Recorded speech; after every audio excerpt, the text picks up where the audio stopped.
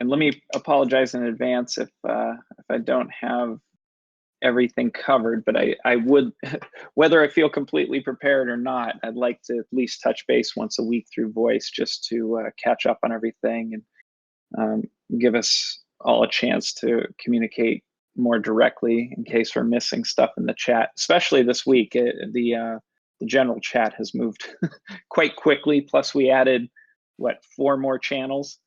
So that's, it's a good thing though. It means that we're making some progress.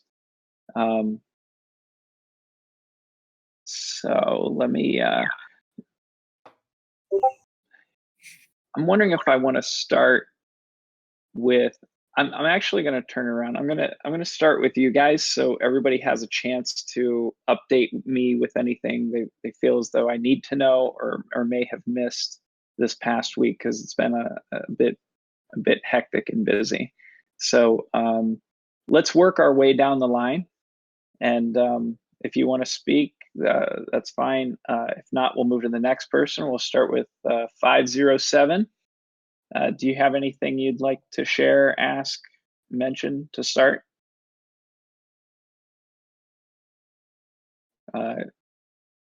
You're muted, and you may not be able to talk. No questions. Okay, Alex. Anything? All right. Haven't updated the stats yet. Cujo? Yeah, couple of things we caught up on. Well, we wrote the safety guidelines, the first draft of the safety guidelines. So in writing them, I tried to be original, but at the same time hit all the major points from the FAA, and did pull a smidge from some of the AMA guidelines, but I think some of them are also more unique to just us and kind of inclusive to some of that. So I know Squishy just posted a doc or something, but let me go ahead and post them in general real quick.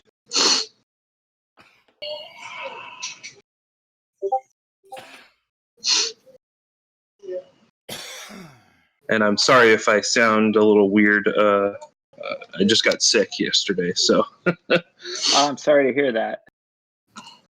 Let's see. There we go. So my biggest point was I wanted to keep it simple. So 10 total rules, less than 500 words altogether. And there hasn't been a ton of debate on them. I mean, we did talk about rule number 10, distance from people. That was the biggest thing anybody had issue with. And honestly, at first it was just like, it was very vague. It was like flying over or near people. And I think me and Squishy and a couple other of the guys ultimately decided that we'd start at 100 feet because we all know how far a quad is going to go, especially at speed when it's bouncing across the ground.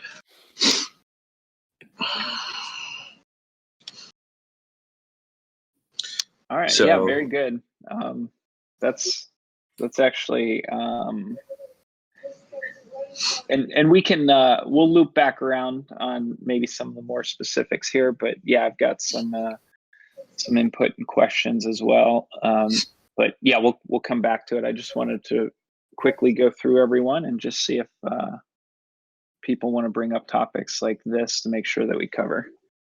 So, okay. So anything else at this time? Nope, I'm good. All right. Scarecrow, you got any input, feedback? Good morning, guys. Good morning. No, I'm just, I'm really happy with the way things are taking shape. I think everything looks great.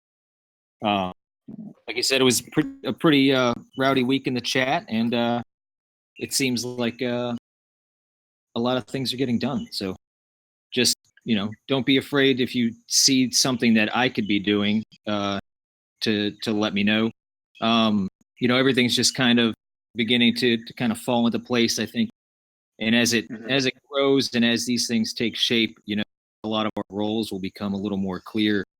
I'm beginning to see where I may fit in, to the mix in the future. That's really it. I think everything Cujo and Alex are doing is just looking awesome. It's super exciting.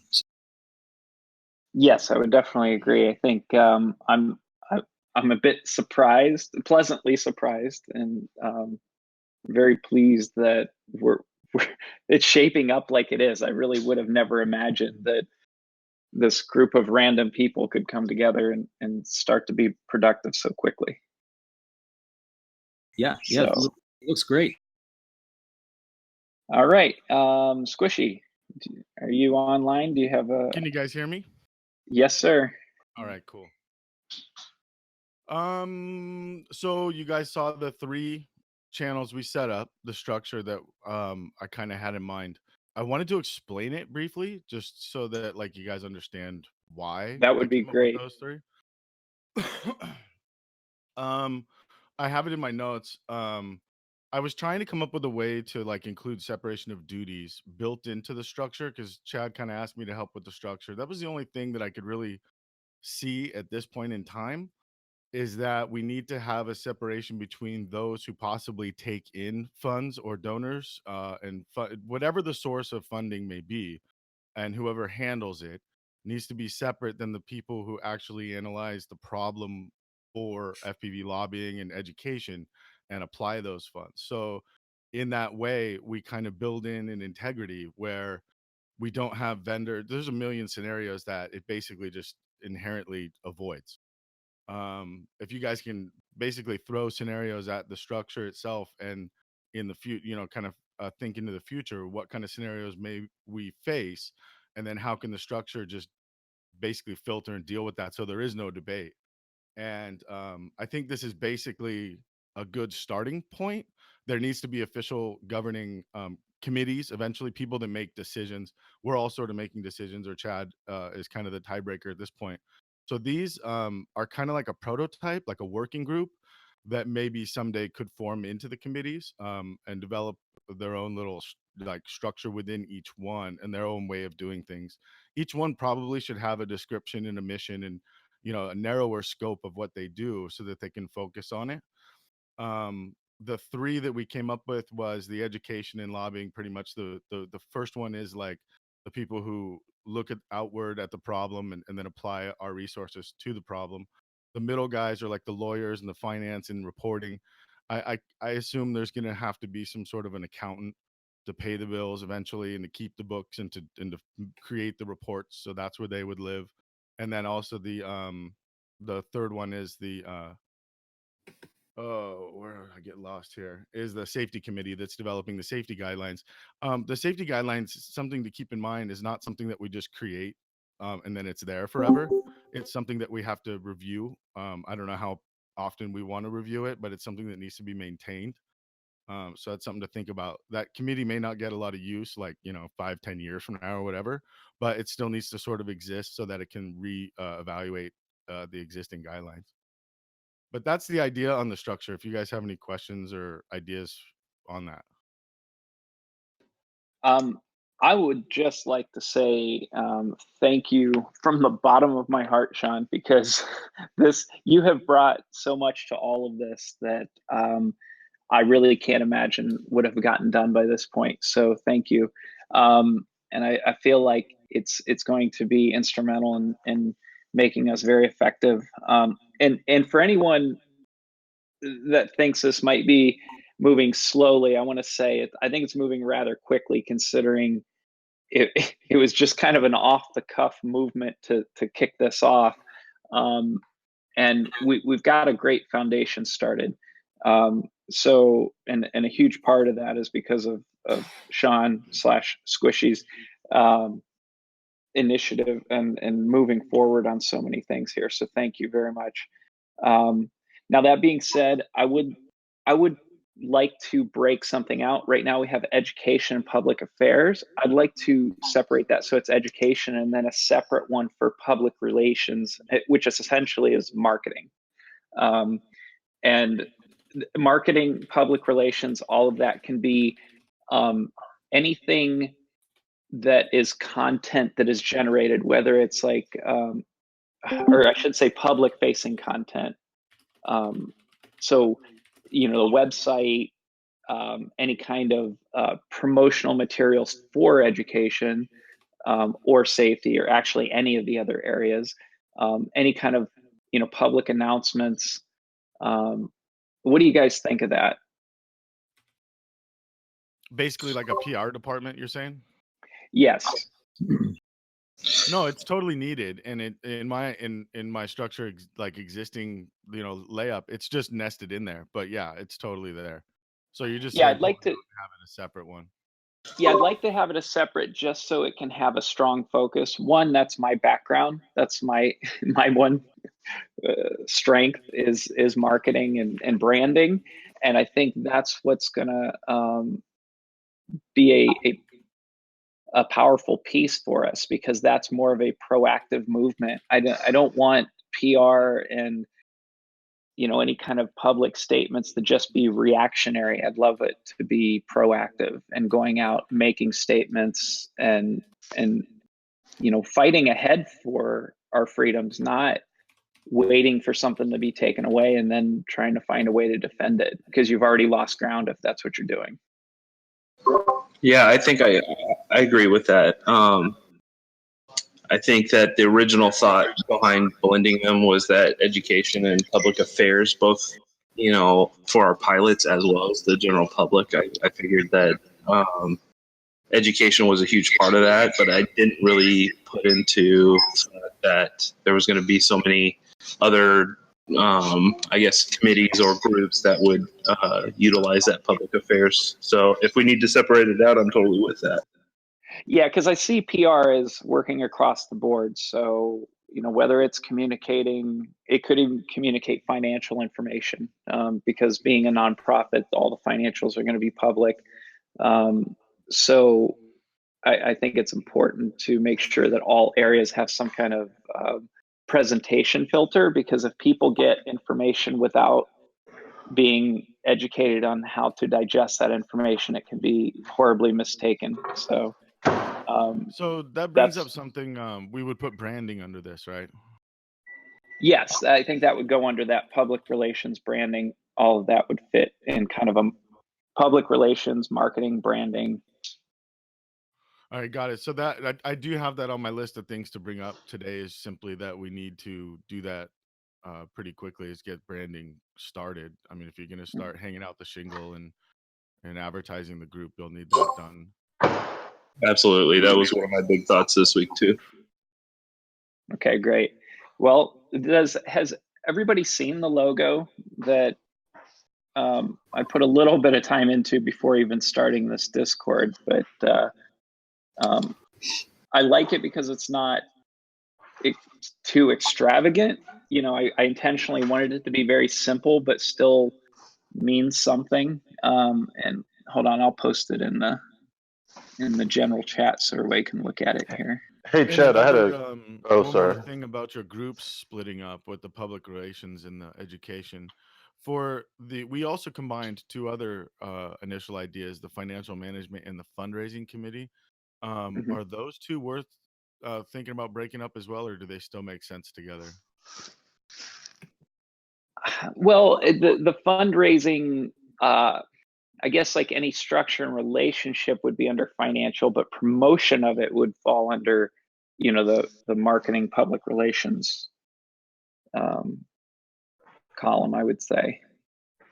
So we could pull fundraising out and put it into public relations. Yeah, I think so. Done. I'm just taking notes here and changing my stuff up as we go. Hey, Chad. This is Troy, by the way. I had a quick kind of catch me up question. I Yes, wanted sir. to ask. Welcome, Troy. Thanks. I have been following, by the way, all the hard work of everybody in this group and everybody else that's not on the call right now. So I just want to say thank you. From my perspective as just a pilot and a community member, everything you guys have been doing is amazing. I've purposely been watching from the sideline because I haven't known where to jump in and where I could be used. But I wanted to throw out or ask a question and find out if this has already been approached, and if not, or if so, like how I could help. Chad, where do we stand? I heard you guys talking about wanting to be visible and getting some, the logo out there, getting the advertising out, or not the advertising, the brand out there. I would really love to partner and work with other companies within the industry. I'm sure this has already come up. I just don't know, again, because I've been on the sideline, kind of watching and not catching everything. Do we have any plans to, like, work with other companies with their newsletters and their things and ask them, hey, do you want to be a part of this? And how do they support what we're trying to do here with the coalition? So I was just wondering because, with Flynoceros, what we were trying to do with the Rotor Right Skull Edition. I'd love to do similar things with our newsletters. And I'm on tap to ask any other companies we work with or go out there with a list of cold calls to make and say, hey, this is what we're doing. We really need your support. So I just wanted to ask where we're at with that and if that's something that we've already talked about. We totally need somebody to jump in and start doing exactly that. At least like at least documenting like an initial list of like who we may want to approach. But I don't think we're ready to like approach anybody. Yeah, I didn't think you'd be ready yet to approach because I think there's some things that need to be worked out. Like, what does supporting the coalition mean? You know what I mean? Like, Yeah. And yeah, Troy, let me speak to that really quickly. So what I would prefer is, because you just said like what we need from them, or ideally I want the culture of the FPV Freedom Coalition is, how does the coalition help them? We're here to serve the community. Yep. So we need to make sure that everybody we approach, I hate to say it and it sounds dirty, but their best way to help us is to help fund it. But before we can even ask for that, we need to be clear on how we help them, because there's nothing more I cannot stand is any entity put together asking for money without a clear offering. So we need to develop what is our clear offering to them, and then it'll be really easy to understand for anyone that we're asking to help support. Yeah.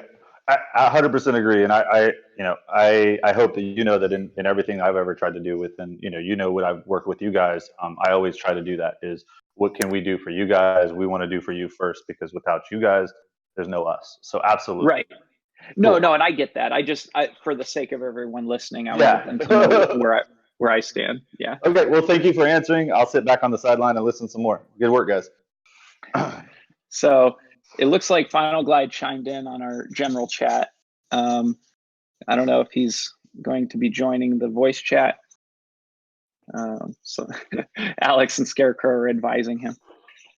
So, okay, no, this is good. I think honestly, if we can just cover the kind of the 4 basic sections today, fairly briefly, because I've got another call at 11.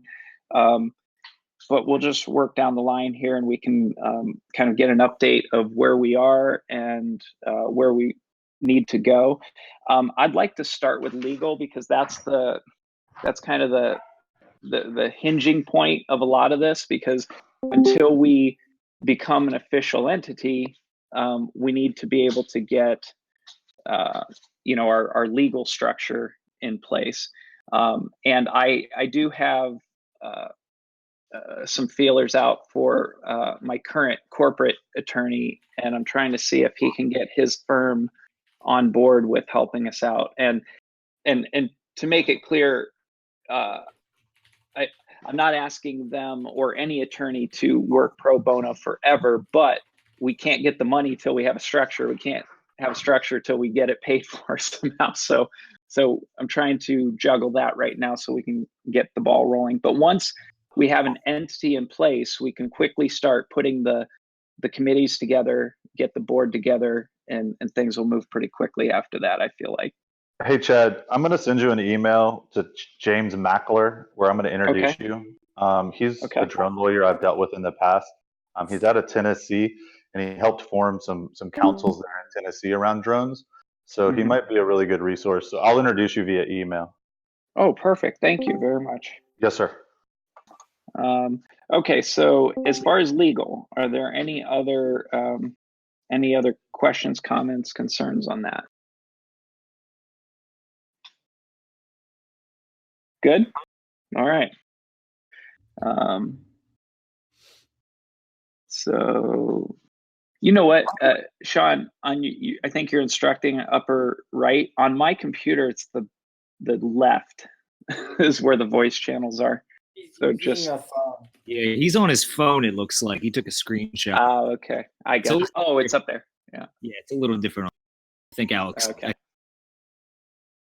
Okay, and then so let's move on to financial. I don't know if there's a lot to cover there, but I posted earlier in the week, or it was a couple days ago or yesterday, the Tony Hawk Foundation has a really great layout on their site where you can see every financial statement that they have, and it shows pretty much how they're using their money, what they're reporting. I thought that was a good learning piece. Did anybody have a chance to look through that or dig through it at all? I looked. Sorry, I looked through it a little. Didn't have a lot of time yesterday, but yeah, I mean, I think it's definitely something we need to be able to do, and just from a transparency standpoint, and I mean, obviously, with a nonprofit, that's going to be essential as well. But I didn't get to dig into it very deeply. But yeah.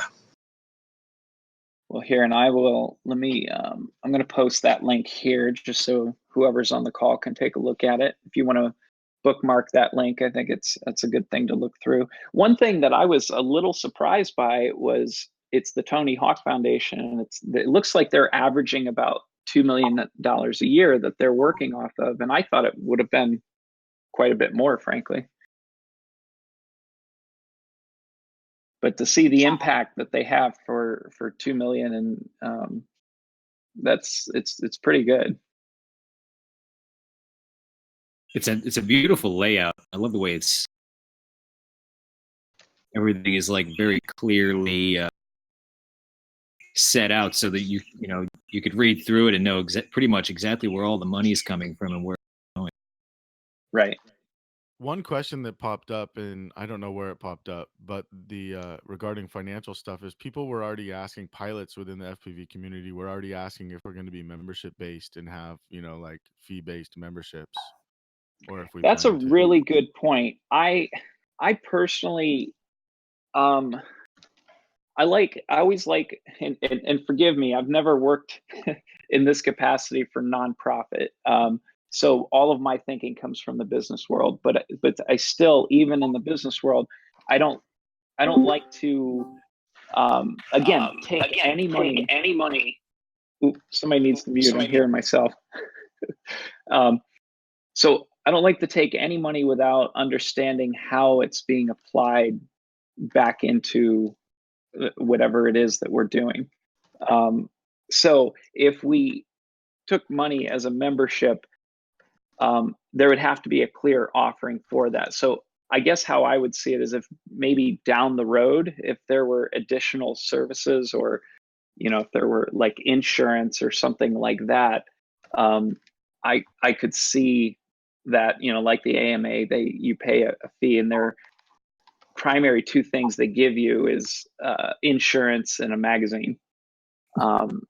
If we structured like that down the road, I don't know, but I guess immediately, I don't know. I would love for it to be something where we get more of a commitment. Like if you're signing on, you're agreeing to these guidelines. So that essentially is the payment of joining as a pilot. You have to answer the question, what is this organization for say join us? Chad, I only heard what this organization, it cut out. You have to be able to answer the question, what does this organization offer the person before you can start asking them to join? Yes, that's what we covered earlier. I think it was before you joined. Yeah. On the call. Yes, that's one thing I want to make very clear is if we ever ask anything of anyone, we have to be very clear about what we're offering. Yeah. I think from my point of view, that's the biggest question that I have is, what is this organization offering that, for example, the AMA is not already offering plus more? Well, the very first answer to that is a clear and concise focus on FPV pilot freedoms, not just general RC, Okay. which are not one and the same. They function differently. So I'd just like to add that, I mean, I agree. I kind of understand. I agree exactly. I think we all agree that there has to be an answer to that question. I just wanted to throw my opinion out there as far as I do believe that a nominal fee, no matter what the fee is, even if it were $1 to $5, brings into a level of accountability and a level of want and desire. So if you do something for free and offer anybody and everybody access, you get watered down by a lot of statistical numbers that may not be relevant. So, you know, as much as we probably want to show how big our community is, we also want to show how big and impactful the working community is. So just my opinion. That's a good point. I mean, if you give stuff away for free, then people don't value it. So I get the premise of that. I would say then, you know, at the very least, you get a pin or something that, you know, you get something for that. It's more, and I agree. It's not like we're selling a product. It's essentially, it's a commitment. You're saying here's an exchange of dollars for, you know, something, and it officiates it. Is that what you're saying, Troy? Yeah, I mean, basically, yeah, just the idea that, I mean, if it's free, it's just easy access. I mean, there's lots of things I could point out, like what ifs all across the board, but like, you know, infiltrated by people that just want to know what we're doing and not actually good down for the cause. Like, there's just all kinds of reasons that it's just easy access always just means more people, and you can't drill down to their reasoning for being there as specifically as if you have a membership form that they have to fill out and at least contribute. You know what I mean? Like maybe it's just a donation. Maybe it's hey, you don't have to give anything, but go ahead and contribute. At least then you can pull data that says, hey, of all of the members, 50% donated $1 or more. Well, then you could probably draw some more conclusions based off of that data, as opposed to, you know, hey, our membership is 500,000, but only 20,000 actually donated to the cause. You know. No, that makes a lot of sense. And yeah, because nobody's really going to pay to troll. So what you're saying is like I don't know, small dude. donation, like an fee, just to prove that, you know, you're serious or you're a member, but also it kind of gives us like statistics. Yeah, I mean, Yeah. and even KYC stuff, right? Like just making sure that we're actually dealing with real people. I mean, and not bots, and not, you know. I mean, I don't know. Mm-hmm. No, I think that makes perfect sense. Okay. I Anything have on else? my list as a document for one of the groups to handle is actually maintaining the roster or the membership, you know, list or whatnot. Yeah. Right now we're really small, and, you know, just a handful of people participating. But as it grows, there's going to be a number of issues and problems that, you know, present themselves. So we are going to have to get that under control as it grows. I noticed a few more people joined. We have Mary, we have Stinger Storm, Zoe, Chad. Mary, can you hear us? Yeah, how you doing? Good. How are you? Pretty good. Hi, everybody. I don't know at what point you came in, but we were just going down the line to simplify it and shorten it for you. We're talking about the legal structure. Then we moved into financial, and then we're going to cover safety guidelines and public relations. Okay. And these coincide with the different committee segments that we're going to be creating, which one of the things we talked about briefly was separating. Right now it's education and public affairs. We're going to separate that into public relations and education and keep those separate. So yeah, is there anything, because a number of people, looks like Risco, Ryfly, I think a lot of people joined later. So a couple things. One, if you've missed some stuff, you could probably recap on the audio video recording that 507 has been doing. Otherwise, if you have any quick questions about what we've covered, I can catch you up real quick. We're going to start talking about the safety guidelines at this point. If you're done with financial, was there anything else with financial? All right, looks like we're moving on to safety guys. And Sean, were you gonna say something? I just wanted to say I have roster. It's under financial. I don't know if that belongs there or not, but if you guys have a better spot for it. I think ultimately we are going to need a membership kind of group that deals with any issues that arise between members or, people who are helping beyond just keeping rosters. Sort of like Community organization. Yeah, and almost like a pseudo outreach and like member outreach kind of committee.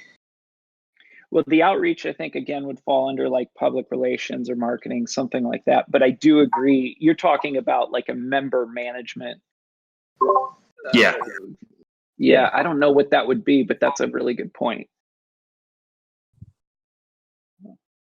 So I'll just put a question mark here under member management. It's usually called like even like EA Games and stuff, dude. They hire a dude for this. They call it community management or whatever. It's like it used to be. I guess nowadays it's called the social media guy, right? But it Yeah. used to be like a community manager. You go to the forums and get feedback and all that kind of stuff.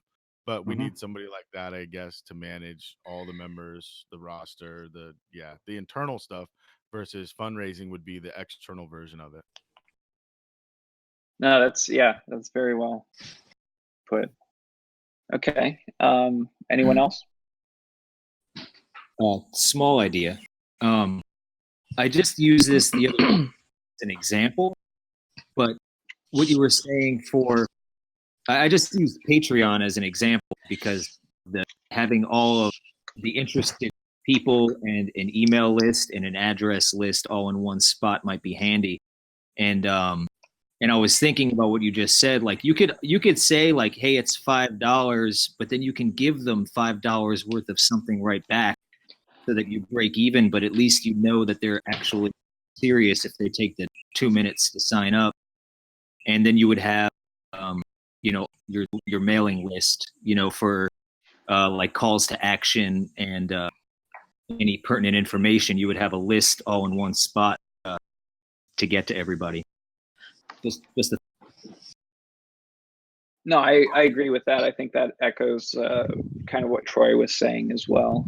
It's just an easy system that a lot of people know how to use, but there are other ways to do that. Right. Before moving on to something else, I think we kind of glossed over the logo, Chad. I don't know if we're going to talk about swag or something like that to raise some money. It was a thought I had if we wanted to, create T-shirts or pins or whatnot, so that we could add some value to some of that. And absolutely. I think so. Right now, any of that branding is kind of fallen on my shoulders. And with my schedule lately, it's been definitely really tight. And I leave for Puerto Rico tomorrow, so I'll be even more limited on time for the next week or so. I will be checking in each day, but it's just going to be brief, and mostly I'll be just reading to catch up. But if there's anything I need to respond to, I will. Just letting you guys know I'll have limited availability. I did get James Curtis did say that he was interested in helping out. So if you can connect with him and let him know what you want in regards to branding. He's like one of the best artists I've seen around. He works for Adobe, so he can read this stuff. It's just hard to get him to do it. And he actually like said for this, like, oh, I'll do that. Okay. Well, how do I best contact him? Did you send me contact info, Sean? Yeah, I'll send it to you. Okay, thank you. Hey, also, I know Sean's been working with Christopher Bowletter too, and he's another one. I don't know if he knows of this Discord and stuff, so I'm going to add him to it or get him on it. But Chad, I know you've talked to him a little bit in the public space, but he works on campaigns. Like he literally works for, politicians on websites and on running these types of nonprofit types of deals. And he's also a brand specialist as well. So anyway. Wait, Troy. Who was? I'm sorry. What was his name? Christopher Bowletter, Crispy FPV, or you know him because we worked with him with the Pretty Fly stuff. I used to work for him. You guys talked. You guys, I know you guys had a little bit of a public conversation, but I would implore you. I know Sean works with him. Aren't you, Sean, working with him a little bit on some of this too? Who is that? Christopher Bowletter, the What is FPV? It doesn't ring a bell, but I have a. Anyways, I'll talk to you about it later. But I'll send you a connection to him too, officially via email, just so you have his information. Yeah, I know. I recall what you're talking about now, Troy. Sorry about that. Okay. Anything else? Brand wise. Hey, Chad. Yes. Just real quick, the one thing I've noticed is that from what you guys are talking about, the models have already been used, like other advocacy groups like the NRA and everything. For financial, you can just set it up so that everyone gets a membership, but then just based on a certain dollar amount, they get something like dirt. And that way you guys don't go negative by giving everyone something too. I'm just saying that those kinds of used before, so it would be real easy to do that way. If someone only wanted to contribute $1 or $2, they could do that. They just wouldn't reach a dollar amount where they would physically get something, but then everybody would be included in like a newsletter. Okay. No, that's a good point. Would you mind maybe going to those different advocacy groups and giving us kind of a matrix of here's how they do it? We can maybe see 3 or 4 comparables. Sure. That would be very helpful if you could do that. No problem. Thank you. Okay. Anything else? We've kind of blended financial and I think marketing, branding. So I guess anything in either of those topics. Well, they kind of run parallel. Right. Okay. So let's move to safety guidelines. I anticipate this probably taking up the rest of the time. And just to be clear, I don't think on this particular meeting, this call, we have the time to go through it, comprehensively, but I would just like to kind of touch on the approach. And maybe I'll start with the note that I alluded to earlier. And the very first one in our rough draft, who owns that document, by the way? I own it. The Google Doc. Yes. Yeah, I own it, and it's set to editable, shareable link. I can change that if we need to. Okay. No, it's fine. I was just curious. So thank you for. Sean, was that? How was this document created? Was it just a compilation of what was going on in the chat? No, there was some talk about some of the safety stuff, but we ultimately decided let's just pound something out. Let's get something on paper so that people have something to discuss. Okay, so it was a collaboration between a few of you guys that it's shared with. I don't know how many people adjusted the document. I know I created a section at the bottom of it for proposed changes, but most of it was written. I mean, most of it came from me. So. Okay. Okay. So on the first point here, the observe and obey federal, state, and local laws and regulations regarding UAS. That absolutely makes 100% sense. However, it's also the biggest problem because there's so many variances between states and local laws, and people are confusing mandates and suggestions and guidelines as laws. That number one is going to be our biggest challenge out of all of this because one, things are changing all the time. Two, people don't understand how to interpret a lot of this. And a case in point is my conversation with our local FAA rep. He was talking about 400 feet and line of sight and what this means. And this comes from an amalgamation of our only community-based organization, which is AMA, and actual FAA regulations. So there isn't a clear answer there. Like, how high are you allowed to fly? We're allowed to fly 400 feet because the AMA says it, and because they are the CBO, that's the FAA literature says to abide by that. Now, if there's another CBO representing FPV pilots, we have the ability to change that. A lot of people don't realize that. So Correct. does that make sense to everyone? Absolutely. In fact, one of the things that I was actually parsing through the AMA guidelines, and the only height restriction that they list is if you're within 5 miles of an airport, you can't fly above 400 feet. They don't give a limit otherwise. So if you're outside that 5 mile radius, they don't give a limit. But absolutely agree that if we create our own CBO, and that's what some of this was kind of based around, that we have the autonomy to change some of that. Right. Now, that seems to be the area that I'm a little bit confused on what you guys are working on and what it seems to be working on.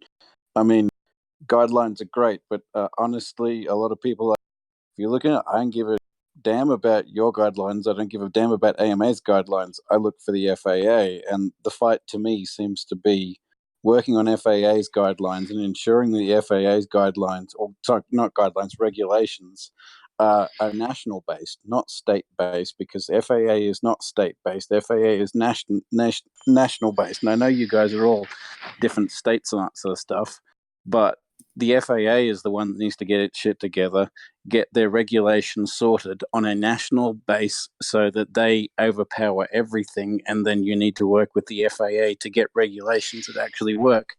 Because right now I see another shit fest, which you guys have just talked about, where You know what? don't I know agree whether with you 100%. And I was going to say the same thing. Yeah, and like you guys can write up all the guidelines you want. I don't, as a pilot, I don't give a crap. Like, who are you? Like, I don't talk to you.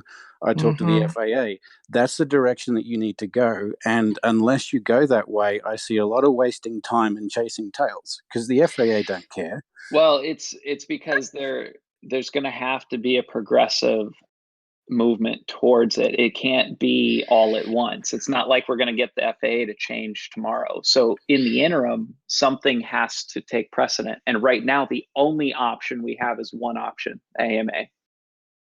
Well, that's why Cool. we So write the regulations why is it to that limit people everything to that I Class G. see, why is it everything that I see that you guys are basically saying screw the AMA, we're going our own direction? If you're saying the only No, option because is AMA.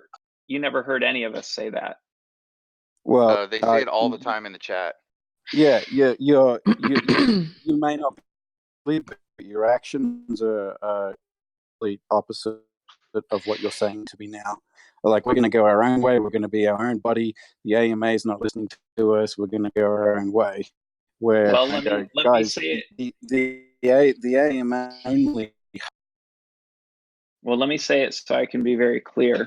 The AMA has been very helpful. There's a lot of benefits. I've absolutely endorsed that. However, I'll say this now, and I'll say it publicly. However, the AMA, their primary interest is line of sight pilots. That's what it always has been. That's what it currently is. FPV is a tack on. We are an add-on to that organization. And I believe to be best represented, we need a primary voice. And that's what this is.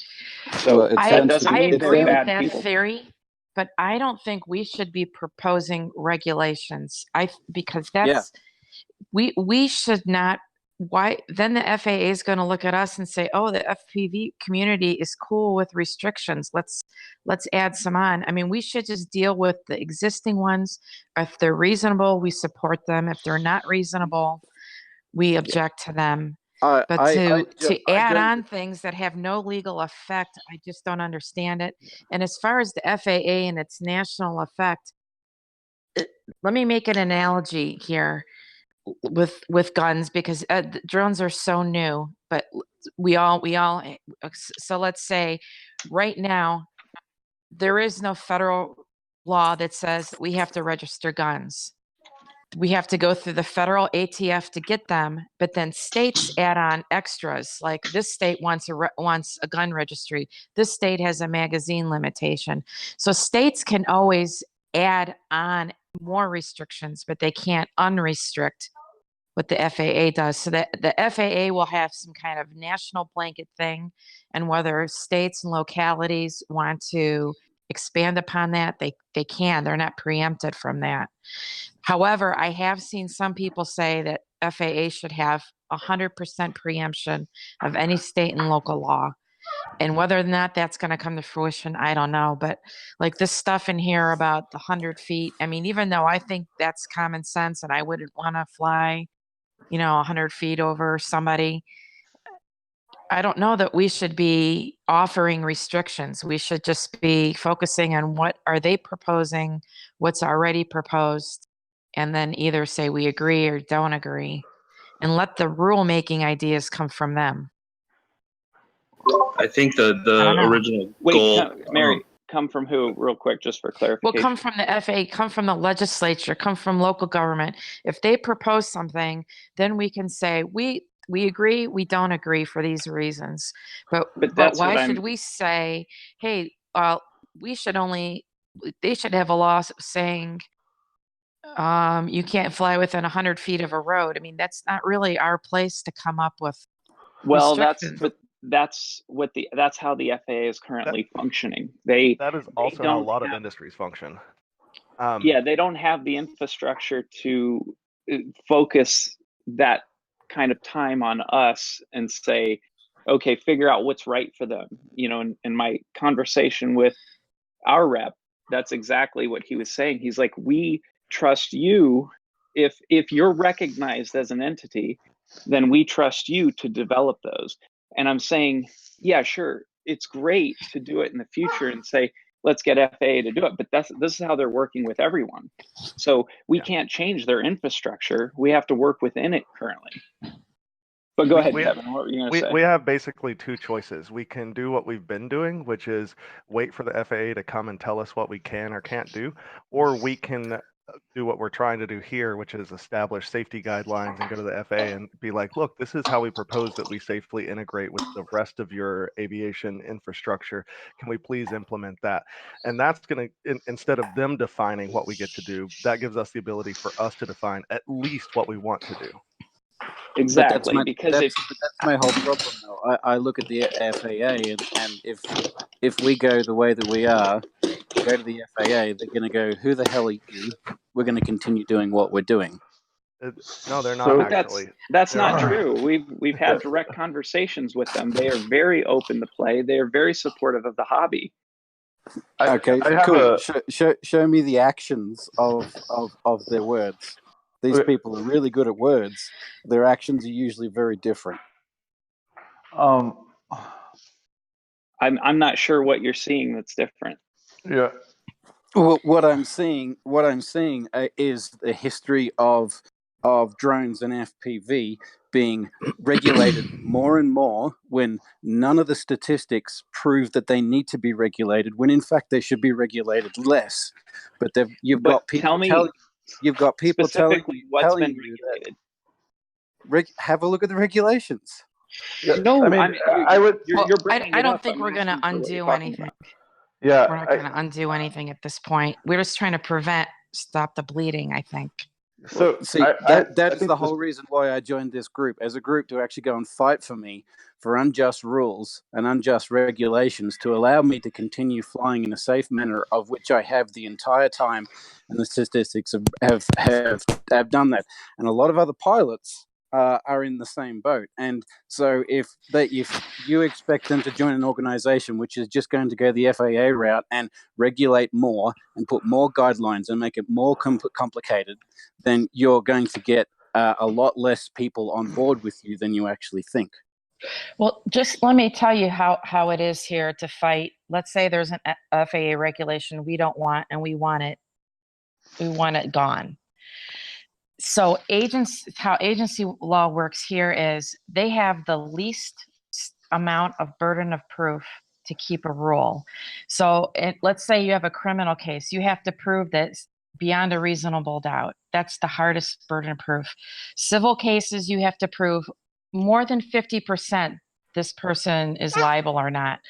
With agency and rules, it's called arbitrary and capricious. And as long as they think a rule is not arbitrary, they keep it as far as the courts are concerned. And it is so hard to take a rule and set and prove that it's arbitrary and capricious. It's because their standard is so low. We've already got statistics which you guys are getting, proving that a lot of this is arbitrary.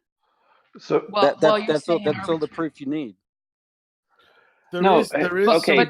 But to overturn it, so somebody's going to have to file a lawsuit. But the only reason why the FAA exists is for safety, and the way that you determine safety is on statistics and proven history.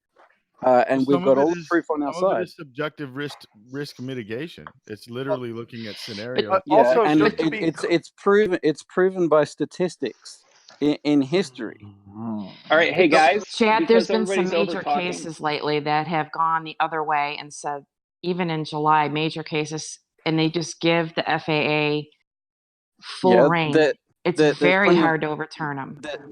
It's not a 100% or 0% case in any kind of safety. There are incidents and accidents in every regulation that's involved. It's how often it happens that is the case. I mean, shit. If we did a case study on aviation, we'd find some people go up there and fucking die. You shouldn't fly at all. If the way that they're regulating drones was done on full size aviation, we'd never fucking take off. The reality I is, see what you're saying, and I agree with you in theory, but to ask this group to file a lawsuit over X, Y, and Z rules and try to overturn them and say that they are arbitrary and capricious. We're not proposing to overturn any rules, though. We're I know. I think that's not really, but that seems to be what you want. What I'm seeing at this group is like you're organizing a group that I'm seeing has no change to me. Like, it's not helping me. Okay, Chad, listen. Hey, everybody listen real quick. I'm going to recap. This is how it works. The FAA relies on the CBO, which is a community-based organization, to provide guidelines of safe behavior for whatever that hobby or extracurricular activity or whatever that is. And in this case, we're talking FPV. And since there isn't a specific FPV CBO, the first order of business is getting recognized as that to help create the guidelines we feel is safe. So there's an option. So that's it. Like, we're not, Chad, you're jumping way down the path, and I can't, promise all of that's going to happen. But I can say that what we can do right now is start to organize that, and we can bring educational materials that help people understand what the current state of things are. That is something that we can do right now. If you're on board with that, then you can help out. I'm seeing regulations that you guys are typing out that are not making it any safer, that are regulating things even more, that are basically just bending over to make the FAA happy. No, what that is a brainstorm, and they're not regulations. They are guidelines. There's a difference. Once again, guidelines. Why the hell do I care about guidelines? So, well, if you don't have to. You don't have to be there. I want to drill down real quick to something that is part of this conversation that I understand where Chad's going with this, and I get it. And Chad, I respect your passion for what you're trying to say. But I just want to refocus back to something. To me, it sounds like we actually need state level, at each state level, we need to form these entities. And I say that because of some of the conversation that happened again before what we were just talking about in the fracturing off. It sounds like that if each state and each local municipality is going to have their oversight on what the FAA regulations are, and we are already seeing this in the commercial side and the consumer side, then having a state level advocate is where we're going to actually need to be, individualizing the different use cases in the different cities and local locations. Can I address that real quick? Yes, So go ahead, Kevin. the FAA regulates everything that happens in the sky. Once you're airborne, that's what the FAA cares about. Yep. The states and local municipalities are going to be regulate what's happening on the ground. So a park can say you can't operate a drone from within inside this park. You can still fly over that park because that air is regulated by the FAA. You just can't stand in the park and conduct that operation. But that's exactly the problem. I understand. Hang on. Oh, okay. We have to first set up and have a working relationship with the FAA so that we can work on what happens in the air. Now, once we have that and we have nationwide working with the FAA with what happens in the air, then you can start working on individual cities, states, municipalities, so that we can work to make sure that the regulations on the ground are what we need as well. Oh, cool. Yeah, I just wanted to make sure that we thought about that as far as I just think it's important to start planning early, because if we know we're going to need to get there, I'm just a big picture guy, man. I try to plan for the end of the race as well, kind of like Chad, like Final Glide's doing too. I totally get it. So, anyways, yeah, totally. Okay. So just to recap, just to keep everybody focused, the initial step here is to say, can we come up with a set of guidelines? And you can't look at the first brainstorm document as, oh, okay, that's it. We're trying to solidify this as law. That's not the case. What we want to do is try to find a group of guidelines that we can say, hey, this is reasonable, and we agree on this. The majority of us. So that's the first step. So is let's the not goal go too of far that down the road. Is the goal of that to say, hey, FAA, here's this big group of people and they're all reasonable and on Scout's honor, they're doing these things. Yes. They're adhering to these things. Yes. And we're a reasonable group of people. Look what this group has agreed on honor to do. Yes. That's kind of what this is. Okay. You got it. Okay. I see I see it now. Which, I mean, yes. Sorry. Yeah, so that's where I want people to be careful. Like, we're not here to create laws and regulations. We want exactly what you said, Mary. It's a group of guidelines where we all agree that this is a safe and responsible way of behaving. Yeah. So that's it. I think that, and then the major focus also to stop the bleeding with additional regulations. Well, Yeah, but that's the thing. By doing this, we are doing that, because that's what the FAA is saying. Hey, someone step up and help organize this. And right now, that falls onto the shoulder of the AMA. So whether the AMA likes it, wants to drive it forward or not, that's where it's landing. And so quick question: Does this group support FPV without a spotter? First question. Well, I don't. Those are things we need to discuss. You can't come in and just say. But second of all, does this group support long range flying? I'm just using this as an example because if you go to the FAA and say we're all doing this and we're being good guys, I'm telling you that 90% of the people out there are not doing it, because there's a big group of people that are doing long range and very few people use spotters. Hey, so Chad, I think all of us have probably flown FPV without a spotter, and I think that we're all at least interested in long range. If not, we've already done it. But the question whether or not this organization is going to support either one of those things is a different question. Here's the thing: is that the guidelines. You can't go to the FAA and say we're being good boys, and because this is what all our group is doing, when it's not the case. But so the first thing that we're going to have to do before we answer any of those questions is define what's long range, define what's a spotter. Like, those need to be very clearly defined, and we have to have our own glossary. So when we start making definitions, everybody's on the same page and knows what that means. We can just simply use a different language that encompasses what we actually do. But the other thing here is that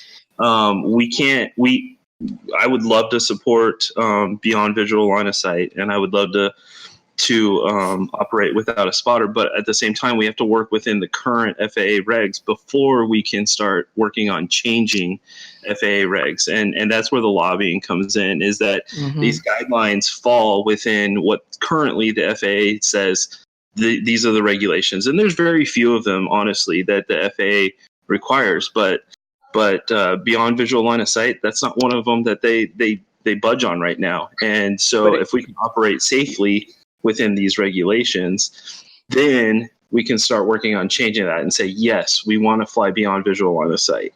You know, yeah, and but again, I want to emphasize the regulation is that if you're doing this activity, you have to follow the guidelines of the CBO. So it falls down the chain. So it's not, there are very few FAA regulations for this. It's just falling under the AMA. And then what happens is certain ones of those guidelines come in question, and and it keeps going around this cycle. So we're trying to say, let's define FPV and what that means and what are reasonable, safe guidelines. And I just want to say, oh, sorry. I just wanted to get something in real quick, guys. I totally understand everybody's view here on wanting to do more, wanting no regulation and all that. But I think what we're all trying to say here, at the end of the day, there's regulation already, and there's future regulation coming down the pipe. And so as an organization, if we can form it, we can, like you say, stop the bleeding. But that being said, everyone involved has to be able to say to themselves, that the world is evolving, technology is evolving, and we just happen to be in this crossroads where what we're doing, as insignificant as it really is in the world, is actually super important, because if we don't stand up and do this, then there is going to be future. I mean, it's inevitable. The skies are the future as far as technology and how, logistically things will move around. And so if we ever think that we're just going to be able to have this long range, beyond line of sight and all these privileges, I just think that, that anybody thinking that that's going to be a huge goal of ours or something that's even possible, it should probably tailor how they view this technology, because this isn't just about us as FPV people. This is about the drone technology and how it's going to influence the entire world. So I don't know. I feel like there's this difference in mindset here, where some people are trying to push the system and some people are trying to work within the system to change the future system, because we recognize that it is kind of set in a path, and if we don't deviate the path now, then there's nothing. I think we can't change it. I think the important point here is that I think the important point here is that the corporations are coming to the FAA and to Congress and basically saying, this is how we want to integrate our stuff into the skies, and we need to come back with our guidelines and say, this is how we can safely integrate our stuff, our FPV, into those skies, and either work in with exclusion from these corporations, or work within that and say, hey, we can integrate into the sky just as well, if not better than they can. And by doing that, it sort of sets us up to save 336 and keep the corporations from lobbying to overregulate us, because we're saying, yes, we can incorporate ourselves into the sky. Yes. Also, real quick before it goes by, Zoe typed a message because she's muted. She's concerned about her echo. She said, my worry is that we're focusing on recreating the AMA for FPV pilots while Section 336 is being repealed. In my humble opinion, we need to focus on protecting 336 and CBO second. Now, let me respond to that really quickly. First of all, fighting without some kind of weight behind us is going to be futile. So becoming a CBO gives us a lot more weight to speak. So that's point one. Two, I agree with Mary, 336 is not being repealed. It is being discussed, and that's been validated through my discussion with my local FAA rep. We can continue to look into that. But what he said was, it doesn't look like people leasing the airspace for drones is even an option right now. And that's coming from an inside perspective. So he could be wrong. He's one voice in the FAA, but that's from all that I can dig and find out right now, that's what it's looking like.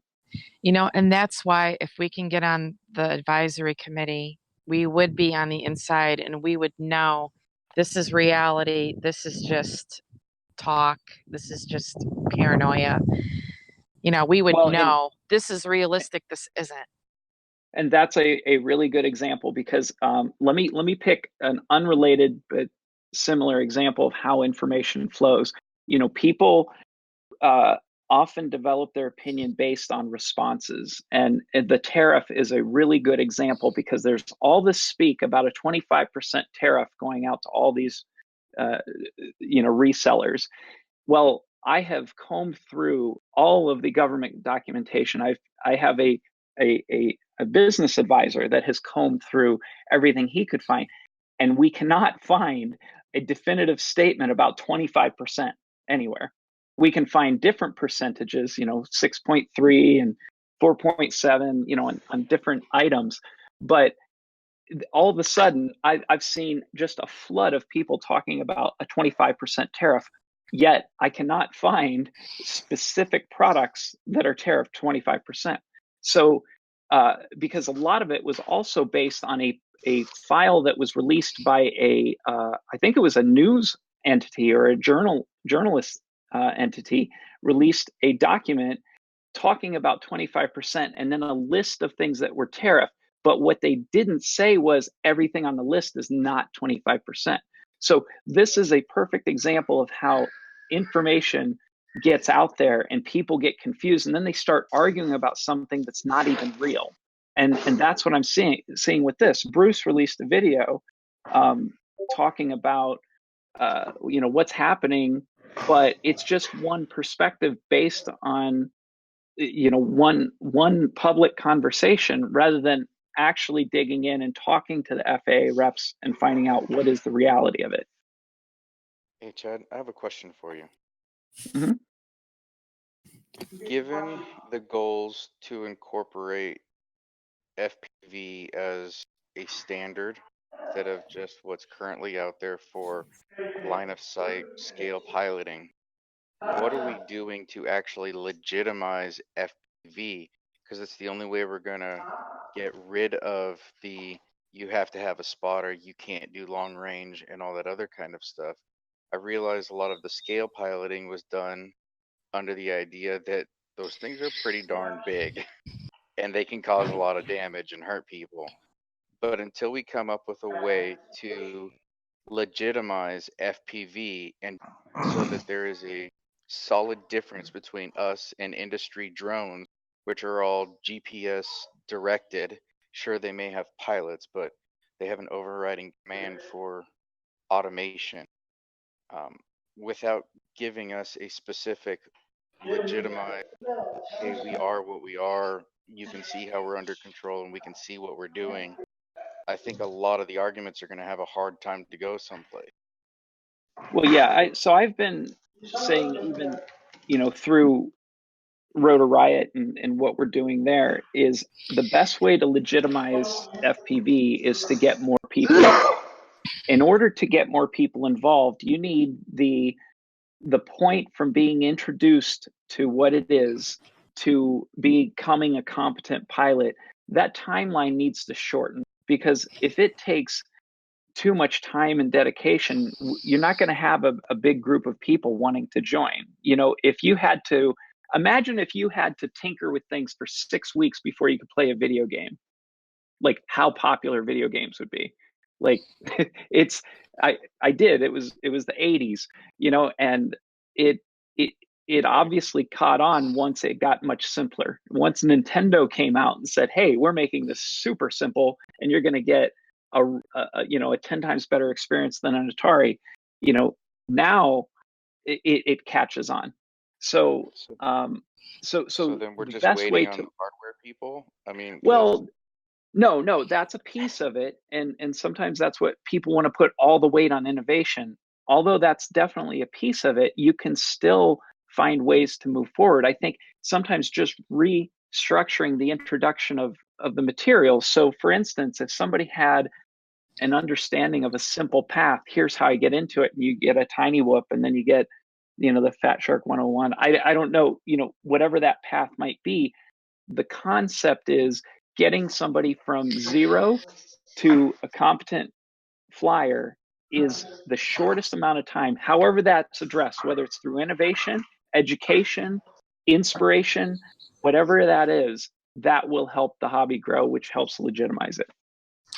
You know, it can even be as little as like instructions that everybody puts in the drones with the safety rules. Like if I go and buy a gun, the 4 NRA safety rules, there's always a card in the gun box in the package that has those rules. And I think even just trying to educate people on that level, like don't fly here, don't fly there, be respectful here, you know, blah, blah, blah. You know, it could even be propose something as little as that doesn't have a big cost and maybe go from there. I don't know. I'm just. So Yeah. I'd like. I was just going to say I'd like to let you guys know. So I'm working currently actually with a client of ours on a product and on a project that they are actually getting into big box stores. We actually believe this is going to be the first FPV aircraft in a big box store if everything goes through. It's been interesting working with them because they've had a lot of questions and we've had a lot of meetings with their lawyers for the last few weeks. And the barrier to entry is what we're talking about here. And I think it's all really great conversation. I think we're exactly drilling down to what we have, what we're looking at.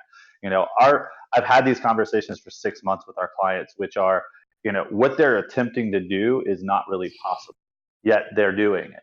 And the reason why is what we all said. It's too difficult. You have to have a desire to want to do this at this current juncture because of the hardware and because of the innovation. And we're not blaming it, but we're again saying we're in this infant, crazy, pre-infant stage. Like we're still in the tummy right now. You know what I mean? Like we're not even out in the world yet technically because we still don't have the hardware like the consumer grade aircrafts that are pick it up, put it out with all ignorance, put it in the air and fly it. And I don't know that we'll ever be there with what we do as FPV. That being said, there is some things that I think that have already begun to be talked about. And I think what we're talking about here is a knowledge base. It's something that we're looking at really heavily and trying to advocate across the board. And we've worked with other manufacturers already and trying to communicate and trying to work with them on building a single user base, knowledge base. So, you know, it wouldn't be the coalition. It would be, for instance, like I brought up Christopher earlier, you know, me and Christopher a year and a half ago had this idea to create this website of knowledge base for anyone getting into the sport or the hobby. Where do you go to get like all the information you need or at least be pointed in all the right directions, right? So he registered whatisfpv.com. And I think that's a great platform to do something like this.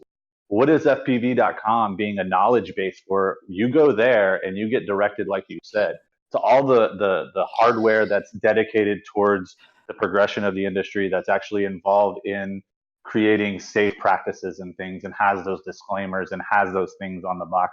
So just something to think about is I think that we could segregate this into 2 different entities, kind of. Well, maybe we could think of 10 safety points and urge, you know, even US based companies, hey, print this off and include it in your packaging. And at least that's something. It's a very inexpensive start. Well, hey guys, I want to say, yeah, these are great ideas, and I definitely want to revisit this stuff as we go, but we're still a little ways away from it because we need to just focus on this core goal. If I were to just whittle it down to just a very, very simple agenda, it is to be the voice that is recognized by these larger entities and the FAA to say, hey, we represent, you know, the desires and needs and, you know, safety concerns of this FPV pilot. So let's just start with that. And a lot of this other stuff will, you know, we're going to have some major hurdles down the road. But as you can hear just from today's conversation, it's going to take some time. There's going to be some arguments and there's going to be some disagreements. So the more complicated it gets, the more it's going to take to get through those disagreements. So let's just stay focused right now on coming up with a creed, a mantra, or whatever you want to call it. It's not regulation, but something that says, hey, we all agree this is respectable, realistic, responsible behavior for FPV pilots. I agree. That sounds very good. Yes. Okay. So I'm already late, so I have to get going. If any of you want to stay on here to, continue discussing, I'll catch up with it later. But this was really good, and please know, I know this stuff gets a little tricky and heated at times, but that's just part of the process, and it's going to happen. So, Absolutely. I just have one question. What in your mind is the time frame for getting this together and actually applying for membership with the committee? How long are you anticipating? So with the committee, one of the things that I was trying to do was put together my own bio to be able, to apply, because I figured that, the better that's put together, the better chance I have of getting in, and or our group, so however it looks. But I think in some capacity, I don't want to mess that up. So I would like to, like I said, I'm traveling. So when I get back next week, I want to hit that hard and make sure that I can't make sure, but I really want to try to ensure the strongest foot forward for that. So I would say as soon as possible. I mean, it's a big deal when I see somebody nominated. I mean, it's announced in the USA Today. It's a major thing, and I know it's hard, and I'd say, do it right. Is if it takes an extra week to do it right. Yeah, and I guess any if you have any other information or insight on that, I'm always listening. I'll try to find some out. I'll try to see, what will help. All right. Well, this is good. Okay. Thank you to all of you for showing up. I know this isn't always the easiest, but I really appreciate everybody's dedication. I have to say it's already exceeding my expectations of everybody's involvement and everybody taking responsibility over these different chunks. So thank you very much. Sure. You're welcome. Thank you. Thank you, Chad. Thank you very much. All right. We'll see you later. Thank you. All right. Bye-bye.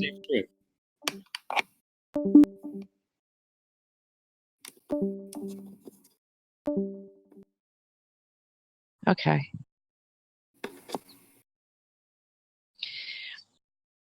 Well, I understand where NOAC is coming from, but that to undo something, you either convince them to change the legislation or you litigate and say it's not arbitrary. You say it's arbitrary and capricious.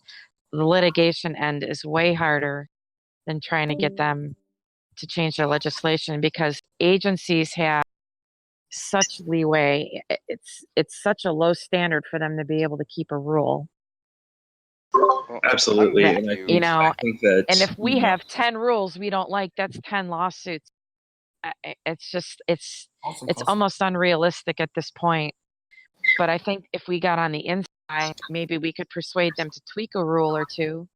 correct. Maybe. And I think that by forming the CBO and saying, hey, look, we're responsible. We're taking responsibility to, we're taking responsibility to kind of, cover our own bases here and represent our community and saying this is how we integrate safely into the skies. It gives us a foundation for being able to have those conversations and, maybe tweak those rules. Whereas instead, coming from the outside and saying we don't like your rules and, somebody has to get arrested or form a lawsuit or whatnot. That's an expensive process for any one person to go through. And especially the FPV community where people are struggling just to get gear and stay in the skies, it's a daunting task. And the other thing is, if we want to influence the FAA and for them to take us seriously and for them to accept and agree with what we're saying, if our goal is always we're their adversary, we hate you, we're going to do, it's just not going to get us anywhere. No, you know what I mean? You can't. Yeah. One of the things I've said constantly through this is that we should base everything that we're doing right now off of what's already out there, whether it be FAA or AMA guidelines, things that everyone is already essentially practicing. We understand there's outliers, people doing stupid things, people trying to break into long range. Fine, we can deal with that later. We just have to change the wording enough for us so that we can legitimize the FPV side of it. Because right now, nobody really knows what that is.